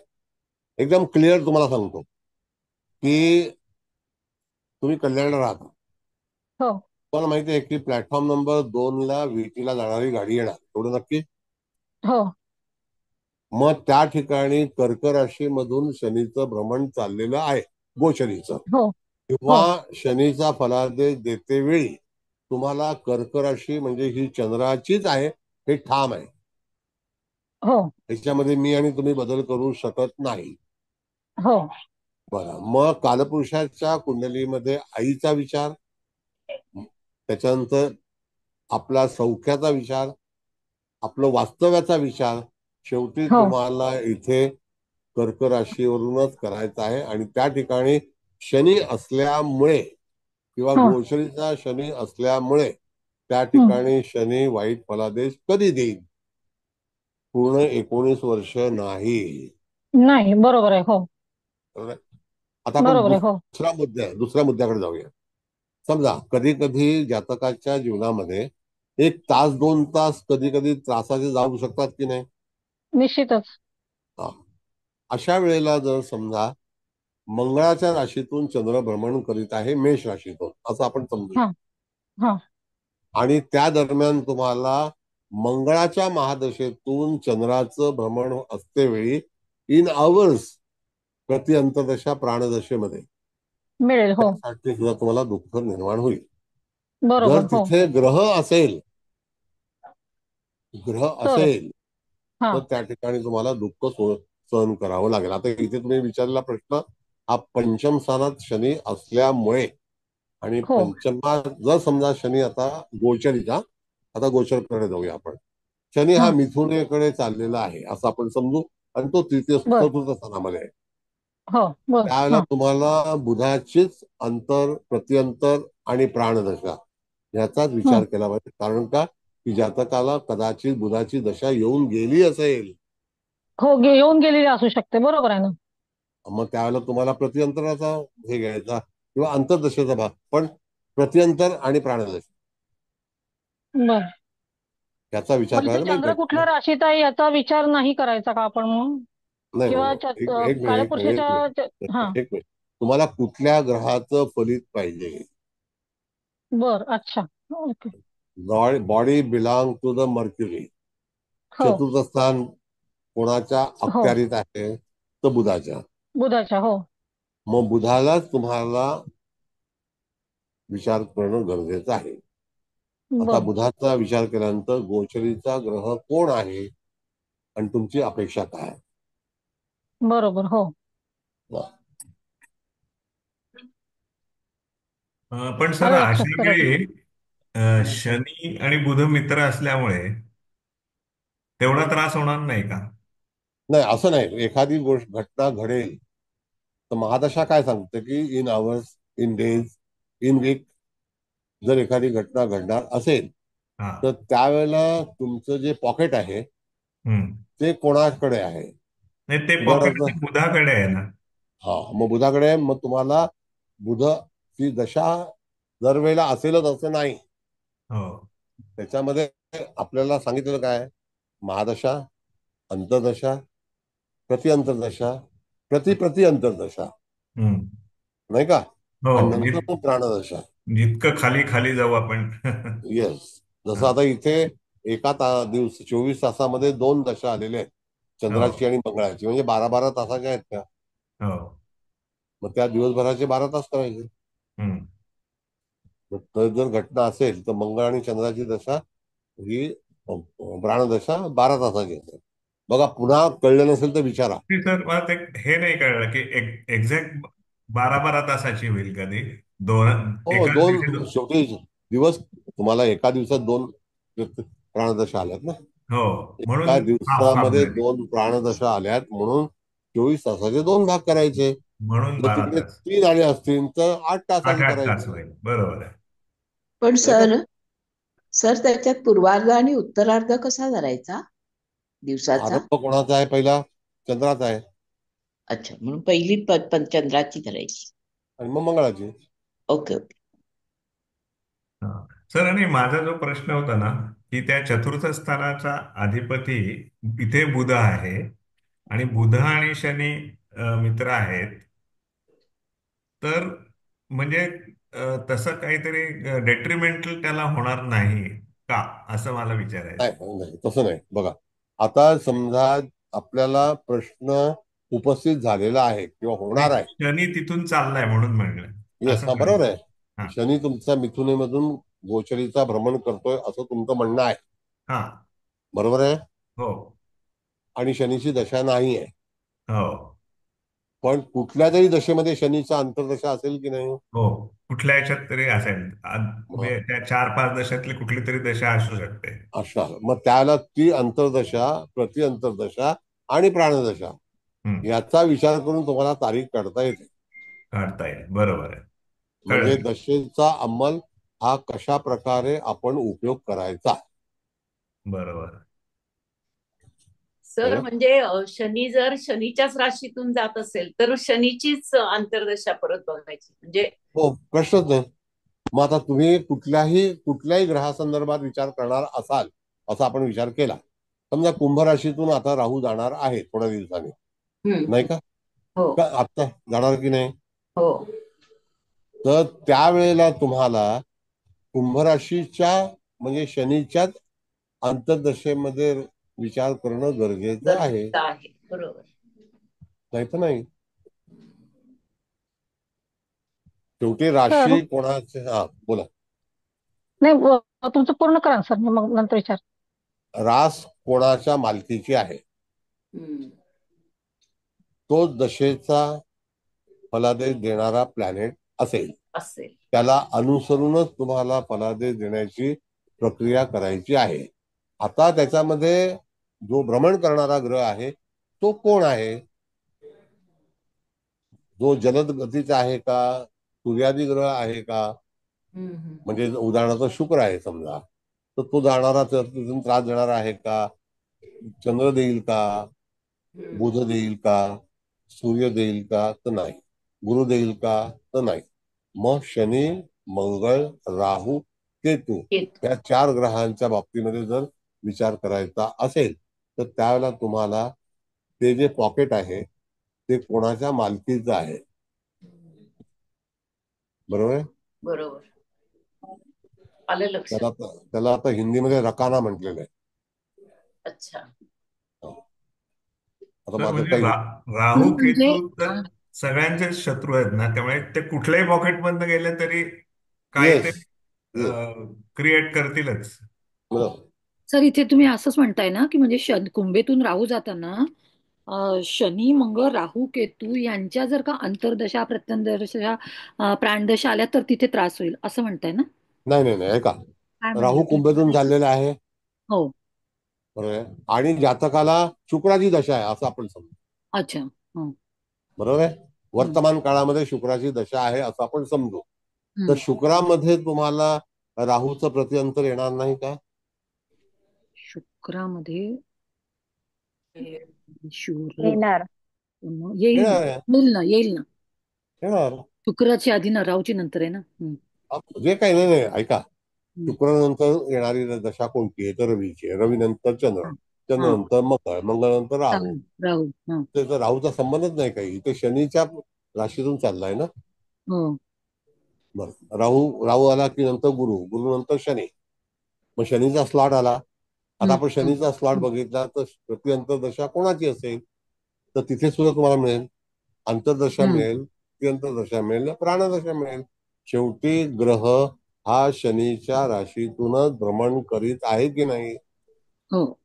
मग जेव्हा आपण जातकाला असं सांगतो की नाही आता तुम्हाला शुक्राची दशा, आता काय काळजी करण्याची आवश्यकता नाही, हे योग्य आहे का? नाही. नाही. सांगा. नाही, बरोबर आहे सर. हे योग्य सर होणारच बोलू नाही. मी? हा बोला. सर आता ह्या जातकाला रवीची महादशा चालू आहे, त्याच्यामध्ये बुधाची अंतर्दशा आणि शनीची अंतर्दशा, आणि पुन्हा सूक्ष्म दशेकडे गेलं तर 16/4/2025 आणि ते 17/4/2000 म्हणजे एकच दिवस शनीची प्राणदशापर्यंत जातोय. मग तो एकच दिवस त्याला त्रास होईल असं म्हणू शकतो का? आईच्या बाबतीत विचार करायचा मग असं माझा प्रश्न, रिलेट करायला गेलं तर. Yes yes. आता जर समजा अच्छा. त्या दिवशी एखाद्या घटनेला सुरुवात पण होईल. हा, होऊ शकतं, बरोबर. आता समजा उदाहरणार्थ तुम्ही आईच्या बद्दल प्रश्न विचारलेला आहे हो आणि त्या दरम्यान आईला यदाकदाचित पर्टिक्युलर दिवसालाच हॉस्पिटलमध्ये टाकलं किंवा ती बरोबर. हो आजारी पडली आहे, हो, तर त्याच्यावरती उपचार होईपर्यंत काहीतरी कालावधी लागेल की नाही? नक्कीच. हा, मग त्यावेळेला तुम्हाला प्राणदशा नसून प्रति दशेचा विचार करा की ती एक्झिट कधी होईल, अच्छा, बर. तिचा समाप्ती काळ काय आहे, प्रति अंतर्दशेचा समाप्ती काळ आहे की नाही, हो आहे ना सर. अंतर्दशेचा समाप्ती काळ आहे की नाही? होय होय सर. मग त्यावेळेला तो काळ वापरा. तो साधारण 8 दिवस दाखवतोय सर. काही असेल व्हॉटेवर, हा. हो, तुम्हाला त्रासातून मुक्तता कधी मिळेल हा विचार करायचा आहे आपल्याला. बरोबर. होय. थोडंसं लोकांना डोक्यावरून जड जाईल, कारण हा विषय थोडासा वेगळ्या लेवलचा आहे. आणि मग सर त्याच वेळेला जर मंगळ पण गोचरीचा आला, असं म्हणजे पापग्रह वगैरे जर त्या संबंधात पुन्हा आले तर तो त्रास वाढू शकतो किंवा हो, अजूनही वाढू काही शकतो. त्या संदर्भात. येस बरोबर. येस. दुसरा इफेक्ट होऊ शकतो. कधी कधी 2-2, 3-3 ग्रह सुद्धा त्या राशीतून भ्रमण करीत असतात. हो हो हो पण मूळ बघितलं आपण, आता मूळ तर मंगळ, शनी, राहू, केतू या हो 4 ग्रहांचे जास्तीत जास्त भ्रमण काळ जे आहे ते आपल्याला त्रासदायक ठरतात. होय बरोबर. आता थोडक्यात बरोबर आणखी सर. एक तुम्हाला आणखी डीप मध्ये एक सांगतो मॅडम. तुम्ही शेवटी महादशा निवड करताना चंद्राचा विचार करता की नाही? हो बरोबर आहे. हो आता राहूची स्वतःची रास नाही, नाही केतूची स्वतःची रास नाही, हो बरोबर आहे. पण तरी सुद्धा हो राहूची दशा येते ना. येते हो. मग काय येते? कारण नाही त्यांच्या सर याचं उत्तर माहिती. नाही, त्यांच्या नावाची नक्षत्र आहेत. हो बरोबर, हा त्यांच्या नावाची नक्षत्र आहेत म्हणून करेक्ट. मग हो ती सोपवलेली आहेत ना. हो हो हो रास जरी नसली तरी नक्षत्र आहेत. बरोबर. राहूचं म्हणजे धनुराशीमध्ये केतूचं नक्षत्र आहे, हो अश्विनी नक्षत्र आहे, मघा हो नक्षत्र आहे केतूचं, मूळ हो हो नक्षत्र केतूचं आहे, आद्रा नक्षत्र राहूचं आहे, स्वाती राहूचं आहे आणि शततारका राहूचं आहे. हो मग त्यांच्या राशी नाहीत पण नक्षत्र आहेत ना. आहेत आहेत हो. मग त्या दरम्यान त्यांनी जेव्हा आपल्याला दशा काढलेल्या आहेत तर त्याला अनुसरून काढल्यात त्या. बरोबर. बरं. चंद्र ज्या नक्षत्रामध्ये ज्या अंशात असेल तेवढा काळ भोग्य आणि भोग्याआधी आपण नमूद करतो की नाही? हो हो हो मग भोग्य तो आणि कसा मुक्त करतो? काढतो आपण. हो हो कशामुळे करतो तो? मुख्य चंद्राच्या दशात नाही, चंद्राच्या अंतरावरून. हो हो अंतरावरून. चंद्र किती पुढे गेलेला आहे राशीमध्ये तर हा. त्याच्यावरूनच ठरतं ते. आणि हो शेवटी ही दशा मॅडम, आता मी तुम्हाला हा प्राथमिक पण आहे आणि थोडासा हायर पण आहे. 13° 20 कलेवरून दशेचं प्रमाण काढू शकतो, एवढं नक्की? हो हो हो बरोबर. मेंद्रे साहेब, हो ऐकतोय सर. प्राथमिक मध्ये हा मुद्दा फार महत्वाचा आहे. हो सर, पण मला एक असं विचारायचं आहे, तुम्ही म्हणलं की राहू आणि केतूला राशी नाही आहेत, पण मग मिथुन आणि ते हे म्हणतात ते काय पंचांगात ते दिलेले ते उच्च राशी म्हणून त्यांनी हे केलं. हे स्वतःची काय रास नाही. नाही, स्वतःची रास नाही.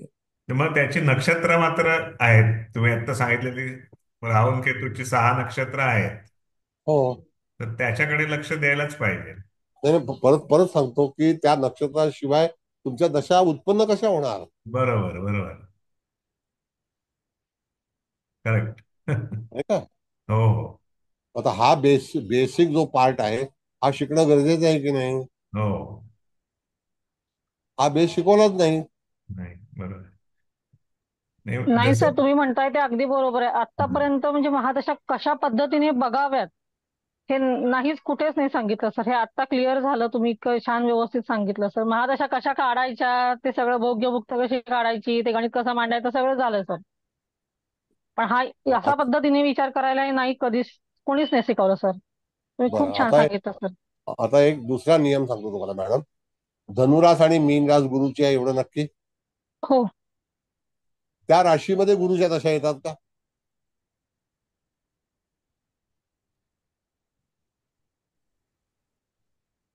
नसतील येत ना सर. कशा येणार? बघा आता पुनर्वसू म्हणजे मिथुन रास कर्क रास, हो हो विशाखा म्हणजे तूळ आणि वृश्चिक, हो नाही का? आणि हो त्याच्यानंतर जर आपण पुढे गेल्यानंतर त्या ठिकाणी कुंभ राशीमध्ये गुरुचं नक्षत्र आहे ना. पूर्वभद्र. भाद्रपदा. हो पूर्वा भाद्रपद. होय ते जिथे आपण म्हणू की धनुराशीमध्ये गुरुची रास आहे, मूळ त्रिकोण आहे, सगळं आहे, मान्य आहे, हो पण गुरुची दशा आहे का? नाही ना हे सर. केतू कसं शुक्र का आणि सर? रवीच्या दशा हा येतील ना. तेच मी म्हटलं ना. केतू, शुक्र आणि सूर्य या 3 दशा हो येतात. 3 दशा. बरोबर ना. मंगळ, राहू आणि गुरु ह्या 3 दशा येतात, त्या लागोपाठ आहेत. हो ते सिक्वेन्स आहे ना, हो सर. मंगळ, गुरु, राहू आणि गुरु. हो मग तसं केतू, शुक्र आणि सूर्य हे सिक्वेन्स आहे. ते हो गुलाम राणी बादशाह ही सिक्वेन्स आहे ना, हो तसंच आहे ते. म्हणजे मीन रास जरी असली तरी तरी सुद्धा पूर्णपणे गुरुची गुरुची. हो हो किती अवधी असेल. बरोबर सर. धनुराशीचं तर बिलकुल नाहीये. नाही नाही हो सर. नाही बरं खरंच आहे, हा विचार सर कधीच नाही, आता तुम्ही सांगितलं त्यावेळेस हे डोक्यात आलं सर. बरं, मंगळाची दशा जी आहे, मंगळ मेष राशीमध्ये मंगळाची दशा येते का? तर ते नक्षत्रच नाहीये. नाहीये नाहीये हो. मग कशी नाहीये, येणार? करेक्ट आहे. म्हणून ऑप्शन काय आहे, जर समजा मेष राशीतून नीचेचा शनी भ्रमण करत असेल तर तुम्हाला मंगळाच्या दशेतलाच फलादेश तुमच्या जीवनामध्ये प्राप्त होतो. अच्छा. कारण का ती cavity belong to the Mars. बरोबर. असं आहे. एकदम शांतपणे विचार केला तुम्हाला तर ते लक्षात येईल. तर हे आता कोणी बुधा कधी कधी सांगितलेलं कधीच आहे. नाही हो. म्हणजे अक्षरशः अंतर्मुख झालो मी हे ऐकून आता. बरोबर आहे तुमचं लॉजिक. आता ग्रेट. बुधाची कन्या रास आहे, मिथुन रास आहे बुधाची. त्याच्यामध्ये नक्षत्र रवीचं आहे, त्याच्यानंतर चंद्राचं आहे, आणि चंद्रानंतर कोणाचं येतं? मंगळाचं येतं. मंगळाचा. हे चित्र आहे. त्याच्यानंतर बुधामध्ये आपण गेलो त्या ठिकाणी, तर त्या ठिकाणी मंगळाचं नक्षत्र आहे, राहूचं आहे आणि गुरुचं आहे. स्वतः बुधाचं नक्षत्रच नाहीये. बरोबर बरोबर. हो सर. मी शेवटी तुम्हाला पर्टिक्युलर नक्षत्रावरती, ती दशेवरती अवलंबून राहावं लागेल. म्हणून त्या ठिकाणी असं सांगितलेलं आहे की ज्या राशीतून गोचरीचा ग्रह भ्रमण करीत असता जर दुःख उत्पन्न होणार असेल किंवा दुःख तयार होणार असेल तर पर्टिक्युलर ती प्राणदशा किंवा जी प्रति अंतरदशा ह्याच्यातून तुम्हाला मार्ग सापडेल की कालावधी कधी तयार होईल तो. तर पण आता कर्क राशीचा जर विचार केला तर गुरु, शनी आणि बुध येस, ही 3 नक्षत्र आहेत. पण आपण चंद्रापासूनच सगळ्या दशेची सुरुवात करतो ना. येस, त्याला कारण काय माहितीये का साहेब, तुम्ही जर पंचांग वाचलं तर पंचांगामध्ये 13°20 कलेला ज्या दशेचा कालावधी दिलेला आहे तर तो पहिल्यांदा ठरवला आहे रवीपासून, म्हणजे कृत्तिका नक्षत्र ईशान्य दिशेपासून ठरवलेला आहे, नाही का? हो. मग कृत्तिकाचा जे आहे तर त्याच्या अगोदरचं नक्षत्र भरणी आहे. भरणी आहे हो. ते शुक्राकडे गेलंय. हो. मग आता कृत्तिकेमध्ये त्या रवीच नक्षत्र का? हा जो त्यांनी जो निर्माण करणारा मनुष्य आहे त्यांनीच केलेलं आहे, ते आपण नाही ठरवलेलं. बरोबर. बरं, आर्द्रा नक्षत्र अष्टोत्तरीमध्ये रवीचं दशा येते. आर्द्रा, पुनर्वसू, पुष्य, आश्लेषा. मघा, पूर्वा, उत्तरा, हस्त हे चंद्राची नक्षत्र आहेत, चंद्र महादशा. मग त्यांची ती सिक्वेन्स वेगळी आहे. बरोबर. म्हणून दशेचा विचार करते वेळी जातकाच्या जीवनामध्ये चांगल्या बऱ्या वाईट घडामोडी ते पण आहे, दोन्ही पाठ सांगितलेले. म्हणून प्रश्न कसं बघायचं मग? विवाहाचं बघताना सप्तम स्थानामध्ये जेव्हा ती दशा लागेल तर त्या तिथून जाणारा ग्रह कोण आहे. अच्छा. त्याच्या अंतर्दशा किंवा प्रतिअंतर्दशेमध्ये होईल. आता हा दशेचा Deshmukh madam pin point process आहे. हो. पण सर आता जाणारा यांचं सप्तमेश बुध आहे, मग बुधाच्या दशेत त्यांची तर म्हणजे लवकर 93 सालीच होती ती बुधाची दशा ऍक्च्युली. तर मग आता इथं कुठला ग्रह सांगतो. आता जसं आपण जर विचार केला तर कन्या राशी बिलॉंग टू बुध. हो बरोबर आहे. आता जर समजा त्या काळामध्ये तिथून एखादा गुरु जाणार असेल तर पर्टिक्युलर तुम्हाला कन्या राशीमध्ये गुरुची अंतर्दशा प्रति अंतर्दशा याच्यावरती विचार करणं गरजेचं आहे. त्या काळामध्ये लग्न होईल का ठरेल? ठरेल. जर लग्न ठरलं, आता काल आपला विषय होता, काल आपला नाडीचा क्लास होता तेव्हा मी सांगितलं की लग्न तुमचं एप्रिल मे मध्ये झालं होतं का? हो हो आणि त्यावेळेला लग्नातून शनी चालला होता, बरोबर आहे की नाही? हो हो हो हो मग त्या हा मेषेमधून. येस. मग त्यावेळेला हं, गुरुबळ नव्हतं, पण तरी सुद्धा लग्न नव्हतं. झालं ना. हो हो मीनेत गुरु होता तेव्हा व्ययात होता म्हणजे. हा, पण तरी सुद्धा शनी लग्नी होता. हो शनी गुरुचा लग्नी होता. संबंध, हा, मग गुरुचा सप्तम स्थानाशी संबंध नव्हता. नव्हता. हो Yes. मग बरोबर. आता अशा वेळेला सांगतो तुम्हाला कॅलेंडर काय सांगतं, की गुरु हा शनीपेक्षा जलद गतीचा आहे. त्या हो दोघांची युती मेष राशीमध्ये 2000 साली आणि 2001 साली झाली होती. झाली होती. हो हा नियम आहे. हो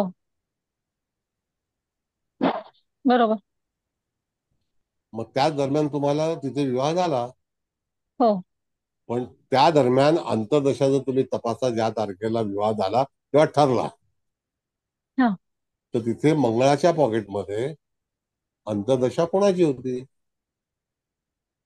ज्या दिवशी तुमचा विवाह झाला त्यावेळेला. बघावं लागेल आता जाऊन ते क्लिक. म्हणून कधी कधी काय असतं मॅडम, आपण चंद्राची दशा घेतो त्यावेळेला तुम्हाला तुमच्याकडे उपलब्धता आहे की सगळ्या राशींच्या दशा तुमच्याकडे दिलेल्या आहेत, सगळ्या ग्रहांच्या दिलेल्या आहेत. मंगळाच्या पॉकेटमध्ये सर शुक्राची अंतर्दशा होती त्यावेळेला म्हणजे लग्न झालं त्यावेळेला. मग त्या ठिकाणी शुक्र हा विवाहाचा कारक आहे ना.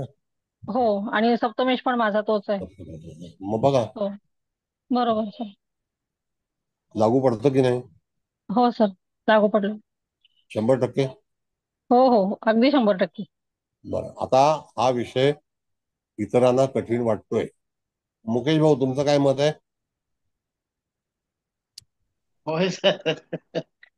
हा? दशांच्या जोड्या बरोबर लावताय. थोडासा एक संशोधनाचा विषय आहे. मी जेव्हा तिथे तुम्ही सर नियम, त्याचा बेस सांगता ना सर, तेव्हा ते हा, अधिक चांगल्या समजतात. बरं, आता काय गमत आहे मुकेश भाऊ, हा आता सर. हा थोडासा हायर स्टडी आहे. हो आता तिकडे मी सांगितलं की मांदी बघा, मग नंतर काय गुलिक बघा, मग वक्री बघा, मग मार्गी बघा, तर सगळा गोंधळ होणार. हो बरोबर आहे. मग मांदेली, सुरमई, पापलेट, हलवा हे बघत राहायचं. पण सर तुम्ही तुम्ही तुमच्याकडनं शिकायला असं म्हणजे मजा अशी येते की तुम्ही बेस सांगता त्या गोष्टीचा, की असं नेमका का होतंय, याच्यामध्ये ही हा, दशा काय, याच्यामध्ये आंतरदशा काय येत नाही. कम्प्लिटली पार्टच आहे तो तसा. हो हो नियमच महत्वाचे आहेत ना मुकेश भाऊ. हो ही गोष्ट खरी आहे मॅडम. ते समजले तर बाकी सगळ्या गोष्टी समज. सर नाही माझा क्लास आज. आज नाही का? नाही नाही. बरं, सर मी बोलू का? हा बोला ना. हा नमस्ते सर. मगाशी एक चर्चा झाली होती की त्याच्यामध्ये आईच्या आजारपणाबद्दलचा विषय चालला होता. आता माझ्या पाहण्यामध्ये एक लाईव्ह एक्झाम्पल असं होतं की त्या व्यक्तीचं असंच मीन लग्न मीन राशीच आहे आणि त्या व्यक्तीच्या ह्याच्या बाबतीत दशेचा विचार केला तर शनीमध्ये बुधाची दशा होती. त्यावेळेस त्याच्या आईला आजारपण आलं आणि साधारण त्या दरम्यान शनी हा मकरेतूनच चालला होता. म्हणजे पंचम स्थानात कर्क राशी येते आणि तिथे फक्त शनीच्या ऐवजी मंगळ आहे आणि त्या व्यक्तीच्या म्हणजे आईचं ऑपरेशन पण झालं कारण कर्केचा मंगळ हा ऑपरेशन पण दाखवतो आईचं ऑपरेशन. बरोबर. सो म्हणजे बरोबर तर दशाचा पडताळा लागतो. सर शास्त्रीच काय कुठल्याच एक्झाम मध्ये म्हणजे किंवा कुठल्याच याच्यामध्ये दशेबद्दल ज्या पद्धतीने तुम्ही सांगितलं सर एवढी काय सर थोडी पण तेवढी डेअरिंग नाही केली जात सांगण्याची. फक्त या अशा दशा आहेत आणि हे असं पहा हे कुठेही सांगितलं नाही जात सर. खूप छान डिटेलमध्ये सांगितलं सर तुम्ही. Thank you so much. धन्यवाद. बरं, हरकत नाही. म्हणजे आता तुम्हाला तो बघा कळायला उशीर लागेल, आपण आणखी क्लास घेणार आहोत, प्रश्न नाही, मी कंटाळणार नाही, पण तुम्हाला चांगलं शिकलं पाहिजे. दशेचा आजचा जो काही भाग आहे तो अति महत्वाचा आहे. जोगळेकर साहेब, तुमचं काय मत आहे?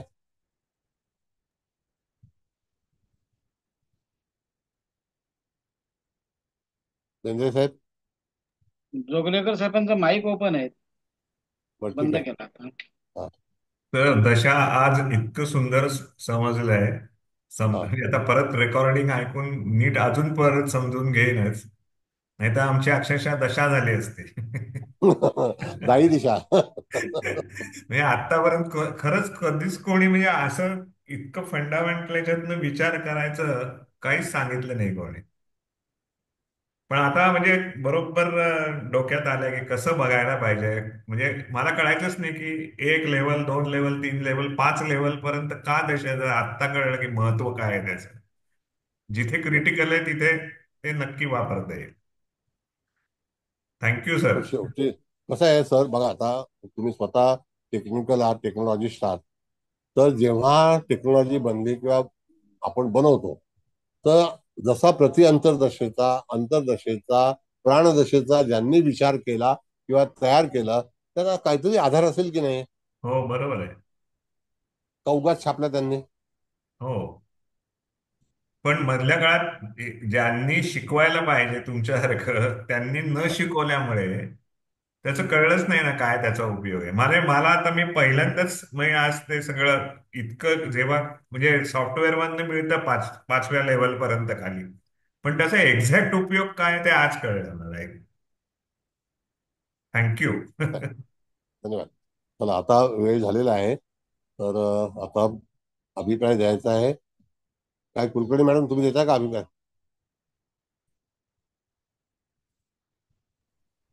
सर म्हणजे मी तर विचारच पडले सगळं. सर मी 2 मिनिटं बोलू? हा बोला. एक मिनिट सर मी मी पूर्ण काटदरे. करते. हॅलो. बोला. हा बोला. हा मी 2 काटदरे मिनिटं बोलते 2 मिनिटं सर. स्वाती मॅडम जरा ह्यांना बोलू देत, कुलकर्णी मॅडमना बोलू देत. नाही ठीक आहे, स्वाती मॅडम बोलू दे ना, हरकत नाही, तुम्ही बोला. सर मगाशी सांगत बोला होता बोला. 1985 साली काहीतरी ग्रहांची स्थिती होती त्याच्याप्रमाणे. त्याच्यासाठी मला एक उदाहरण सांगायचंय. 6 फेब्रुवारी 1985 स्त्री जातक, जन्म पुणे. जन्मापासून काही ना काही व्याधी आणि 2004 साली तिचा मृत्यू झाला. तर तुम्ही जे म्हणत होतात की ग्रहांची स्थिती तेव्हा अशी होती, त्याचं ते जिवंत उदाहरण मला एकदम लक्षात आलं. ते मला सांगायचं होतं. तुमचं ते एक्सप्लेनेशन इतकं परफेक्ट होतं की यांना काहीतरी त्रास असणार आहे या मुलांना, ते अगदी खरं आहे. आणि व्यंग न बरं होणारं होतं, त्याच्यामुळे मृत्यू हाच त्याला शेवट होता, दुसरं काही नव्हतं उपाय करून. म्हणजे असा भाग जो आहे तो आपण विचार केला पाहिजे ज्योतिषात. आता ठीक आहे, काही वेळेला लोकांना त्या गोष्टीपर्यंत पोहोचता येत नाही, काही वेळेला काही प्रश्न उपस्थित होतात, कधी कधी आपल्याला ते फाउंडेशन कळत नाही. म्हणून हा जो कोर्स आहे ना, आता मी सुरू करणार आहे फाउंडेशन कोर्स, तर हे फार महत्वाचं आहे तुमच्यासाठी. बरं एनिवे, कुलकर्णी मॅडम तुमचा अभिप्राय कळवा. नाही सर, मी आतापर्यंत म्हणजे एवढा मी दशांचा प्रत्येक वेळेला बघते, पण त्या कधी कधी जुळतच नाही. म्हणजे लग्नाच्या बाबतीत विचार करायला गेला तर वेगळी दशा असते. मग ते आता समजायला लागलं की म्हणजे लक्षात यायला लागलं की नक्की कुठल्या वेळेला काय बघायला पाहिजे आंतरदशेमध्ये जाताना किंवा काय. हे सर खूप खूप म्हणजे खूपच क्लिअर झालं आता. म्हणजे आता प्रत्येक वेळेला ते नक्की लागू पडेल. नाही तर मी विचार करायची की दशा लागू का पडत नाहीये, आपण ज्या गोष्टीचे जातक प्रश्न घेऊन आलेला आहे ते रिलेट का होत नाहीये दशेशी.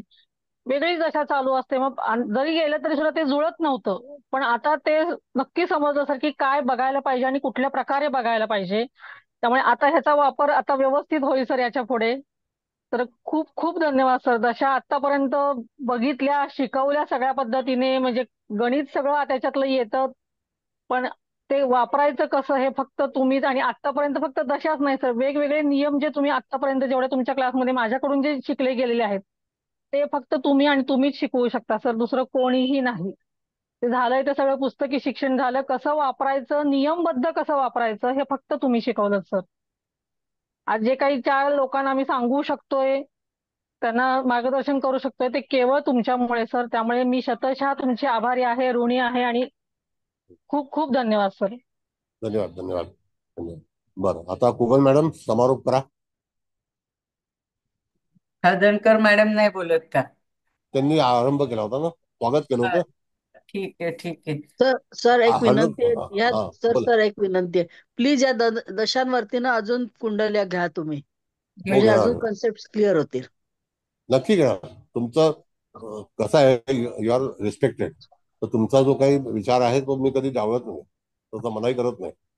आता आज तुम्हाला कळलं की दशेचं नेमकं गणित कशा पद्धतीने आपल्याला आपल्या कुंडलीमध्ये वापरायचं आहे. अगदी बरोबर आहे सर. म्हणजे कुलकर्णी मॅडम जे म्हणतात ना की दशा लागत नव्हत्या आणि त्या का लागत नाही हे समजतच नव्हतं. आता लक्षात आलं की का असं होत होतं. सो मच थँक्यू सर तुम्हाला. काय म्हणजे कुठले शब्द वापरावे हे समजत नाहीये. नाही थँक्यू नाही. शब्दशः धन्यवाद. थँक्यू नाही, धन्यवाद पण नाही. काय गमत आहे की हे विषय तुम्ही सर चांगल्यापैकी शिकला आपल्याला पाहिजे. कळत नाही त्याच्यामुळे आपण समोरच्याला नाही सांगू शकत ना आणि ते समाधान नाही मिळत मग की आपण त्याला दिलेला सल्ला योग्य की अयोग्य ते समाधान मिळत नाही याच्यामुळे. आता लक्षात आलं की दशा कशी वापरायची. पण याच्यावर येस, अजून प्रॅक्टिस घ्या सर प्लीज. नक्की नक्की नक्की दरवेळेला ओके भेटणार. Okay sir. Thank you so much sir. Okay. Kubal madam. होय होय सर. आता आधी तर मी स्वागत करते सगळ्यांचं, पण काय बोलू, पण अतिशय आता थांबा आधी सुरुवात करते. तसं सर्वात प्रथम तुम्हाला नमस्कार, मुकेश भाऊ तुम्हाला पण नमस्कार, हादनकर मॅडम, देशमुख मॅडम, म्हणजे सगळेच, म्हणजे जे काही सगळे उपस्थित आहेत ते सर्वच मान्यवर आहे. सर्वांना नमस्कार आणि सर्वांचे स्वागत आणि आभार. आणि असंच या सगळ्यांनी या. सर आज तर इतकी छान ती कुंडली, पण आता त्याच्याबद्दल आपण नको का बोलूया. म्हणजे गुरु चंद्र बुध सूर्य ह्यांचा तर फलादेश मिळालाच आहे. मंगळ केतू आता सगळ्यांना मला वाटतं इतके तुमचे क्लास करतायत त्यामुळं कळालंच असेल युती का चांगली नाही. त्यामुळे ते भावंडांचा त्रास, इकडे शुक्राचं म्हणजे बहिणीचा त्रास, परत शिवाय तो मंगळ राहूच्या मुखात पण बघतोय, शनीची दृष्टी म्हणजे सप्तमावर आहे, त्यामुळे लग्न उशिरा झालं. पण उशिरा जरी झालं, आपण काय म्हणतो देर से सही, पण खूप छान, त्याला जोडीदार चांगला. पण बुध सूर्य जरी असलं तर शिस्तबद्ध जरी आहे, तर तुम्ही म्हणालात पण त्यांच्यात असं विसंवाद नाही होणार, सुसंवाद, कारण जातक स्वतःच त्याच्या लग्नात गुरु आहे आणि मग तो CA का झाला ते पण तुम्ही सांगितलं.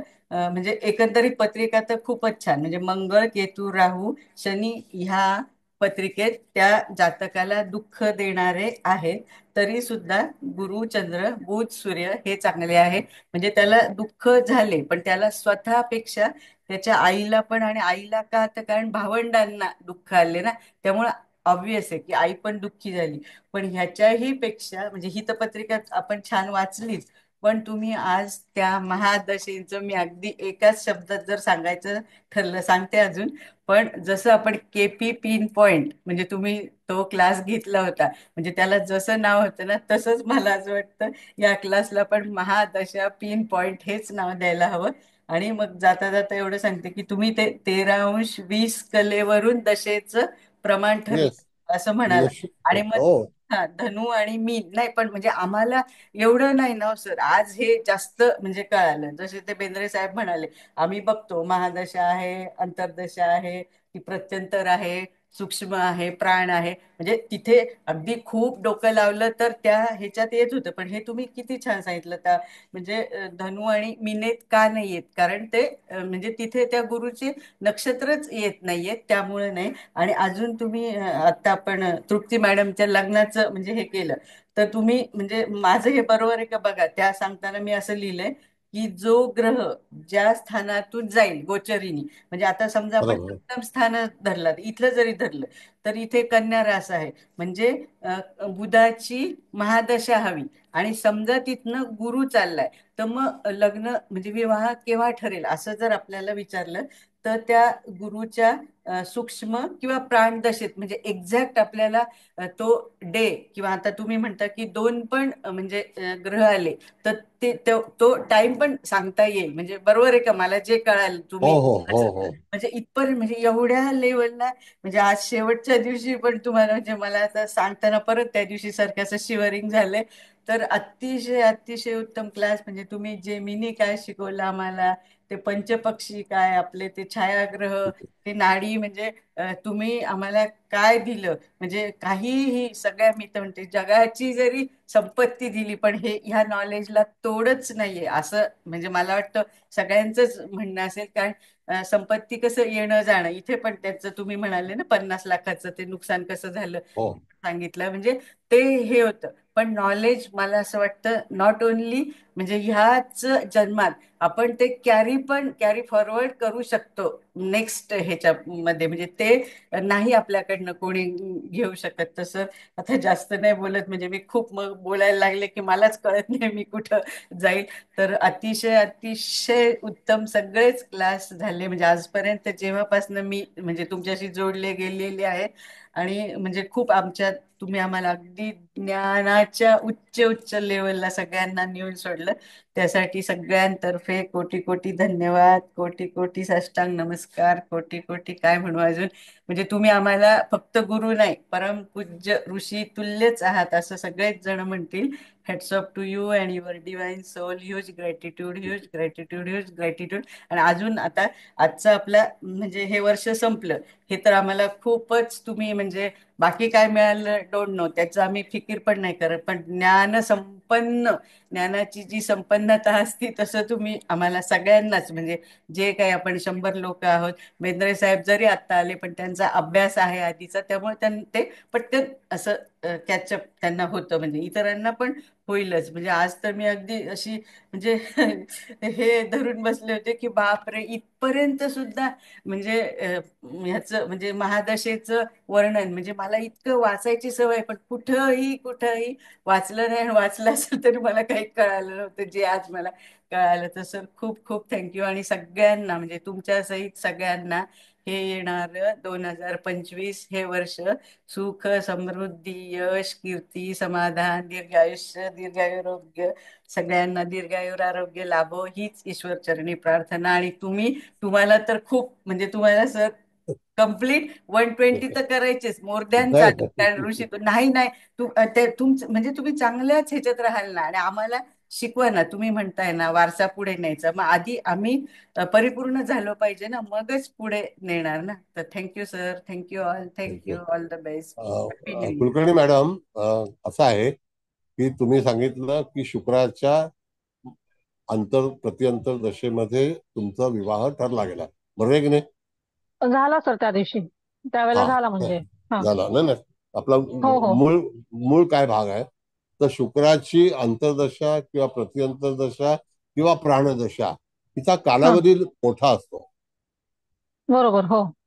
मग अशा वेळेला जर समजा त्या काळामध्ये लग्न जमलं असेल त्या दिवशी, हा तरी सुद्धा त्या ठिकाणी ऑप्शन म्हणजे तुम्हाला काळ भरपूर उपलब्ध असतो. कधी कधी जर त्या ठिकाणी एखादं काम बिनधास्त म्हणजे तुटायचं असेल, हा तर त्यावेळेला समजा मंगळाचं अंतर्दशा, प्रत्यंतरदशा, प्राणदशा हा असेल तर त्याचा कालावधी कमी असतो आणि त्यावेळेला कधी बोलणी फिसकटतात. अच्छा. You got it? Okay. Yes. हो हो सर, बरोबर म्हणजे सर. ज्या वेळेला आपण सुपारी फोडायला बसतो असं म्हणतात, ज्या वेळेला विवाह नक्की करायला ठरवतो, त्यावेळेला जर अंतर्दशा आपल्या कुंडलीमध्ये व्यवस्थित असेल तर ती जुळणी तयार होते. बरोबर सर, तुम्ही म्हणताय ते. आणि कालावधी कारण काढून 1 वर्ष देते वेळी 2 महिने तो काळ दाखवतोय सर शुक्राच्या अंतर्दशेचा, त्याच्यामध्ये ठरलं आणि झालं, दोन्ही गोष्टी झाल्या त्याच्यामध्ये. म्हणजे तुमच्याकडे अवधी उपलब्ध जास्ती होता. हो हो हो, ऑप्शन जास्ती आहे. होता. हो हो येस. बरोबर. हो कारण का ती शुक्राची दशा ही 20 वर्षाची आहे हो हो आणि त्याच्या अर्धी दशा चंद्राची आहे. बरोबर. मग आता जेव्हा केपी मध्ये आम्ही करतो ना, त्यावेळेला राहूची दशा, राहूचा अंतर आणि चंद्राचं अंतर हे सिमिलर येतं. बर. हा म्हणजे केपी मध्ये केपी मध्ये. हा बर. त्याला त्याला जे प्रवास जो आहे, जसा आपण नवमाशाचा प्रवास करतो तसा हा त्या उपनक्षत्र स्वामीचा प्रवास, अच्छा. बर. हा भाग. नाही, सर मी केपीचा विचारू काही अभ्यास नाही त्याच्यामुळे. सर मी हा, विचारू आता बोला. जसं कुलकर्णी मॅडमनी सांगितलं की 1 वर्ष काही महिने त्यांच्या याचा काळ होता. मग या पिरियड मध्ये जर गुरुचा काळ कमी असेल किंवा शनीचा काळ कमी असेल किंवा चंद्राचा काळ कमी असेल किंवा लग्नेशाचा काळ कमी असेल, तर तो भाग पकडायचा का लग्नाचं हे करण्यासाठी, तारीख काढण्यासाठी, सांगतो किंवा सांगतो सांगतो कुटुंबेशाचा. नाही हा नाही नाही, सांगतो. यदा हा कदाचित एखादी जीवनामध्ये फसगत होणार असेल, फॉरगेट अबाउट द मॅरिड, हा हा आणि त्यावेळेला जर तुम्ही राहूच्या कालावधीमध्ये जर समजा निर्णय घेतला हा तर फसगत होणारच. राहूचा काळ पण मोठा आहे, 18 वर्षाची तसं आहे मॅडम. हो म्हणजे शुक्रापेक्षा थोडी कमी आहे 2 वर्ष, पण 18 वर्ष आहे. हो हो मग त्यावेळेला सुद्धा तिथे जर निर्णय घेतला तर आपली फसगत होऊ शकते. हा सुद्धा निर्णय घेणं गरजेचं आहे. बेंद्रे साहेब, काय वाटतं तुम्हाला? हो सर, आलं लक्षात. म्हणजे सगळ्याच ग्रहांचा विचार व्यवस्थित करायला पाहिजे त्यांच्या. करायलाच पाहिजे. हा तुम्ही म्हणता ते अगदी बरोबर आहे. माझी स्वतःची फसगत अगदी ओळखीच्या माणसाकडून कोकणात प्लॉट देतो, अमुक करतो, तमुक करतो, सगळं पेमेंट चेकनी दिलं. 13 साली सगळं झालं. आता आज म्हणजे संपलं आता 24 साल. 12 वर्षात तर प्लॉट नाही काही नाही, पूर्ण पैसे बुडले. आणि आगी सख्या शेजारी. इतका वाईट अनुभव आला. येस. मी आता ते म्हणजे शोधून तुम्हाला काढेन तेव्हा माझं काय होतं तिथे. म्हणजे हा जो भाग आहे आपला परिचयाचा हा, तो असा आहे. बरोबर बरोबर दिस इज द इंट्रोडक्शन ऑफ महादशा. पण बरोबर. जर राहू मध्ये गुरु वगैरे असेल तर तरी पण प्रॉब्लेमच होणार का, की 18 वर्ष त्यावेळेला राहू नाही दशेत नाही जाणार? त्याच्यामध्ये मॅडम नाही 18 वर्ष. म्हणून मी मगाशी काय सांगितलं, 18 वर्षाचा पोर्शन आहे त्याच्यामध्ये चांगला काळ कुठला आहे? हम्म. 18 म्हणजे माझी वर्ष राहूमध्ये फसगत शनी जमिनीवर हे सॉरी माझी फसगत जमिनीबद्दल झाली म्हणजे काहीतरी मंगळाचं आणि राहूचं असणार कनेक्शन.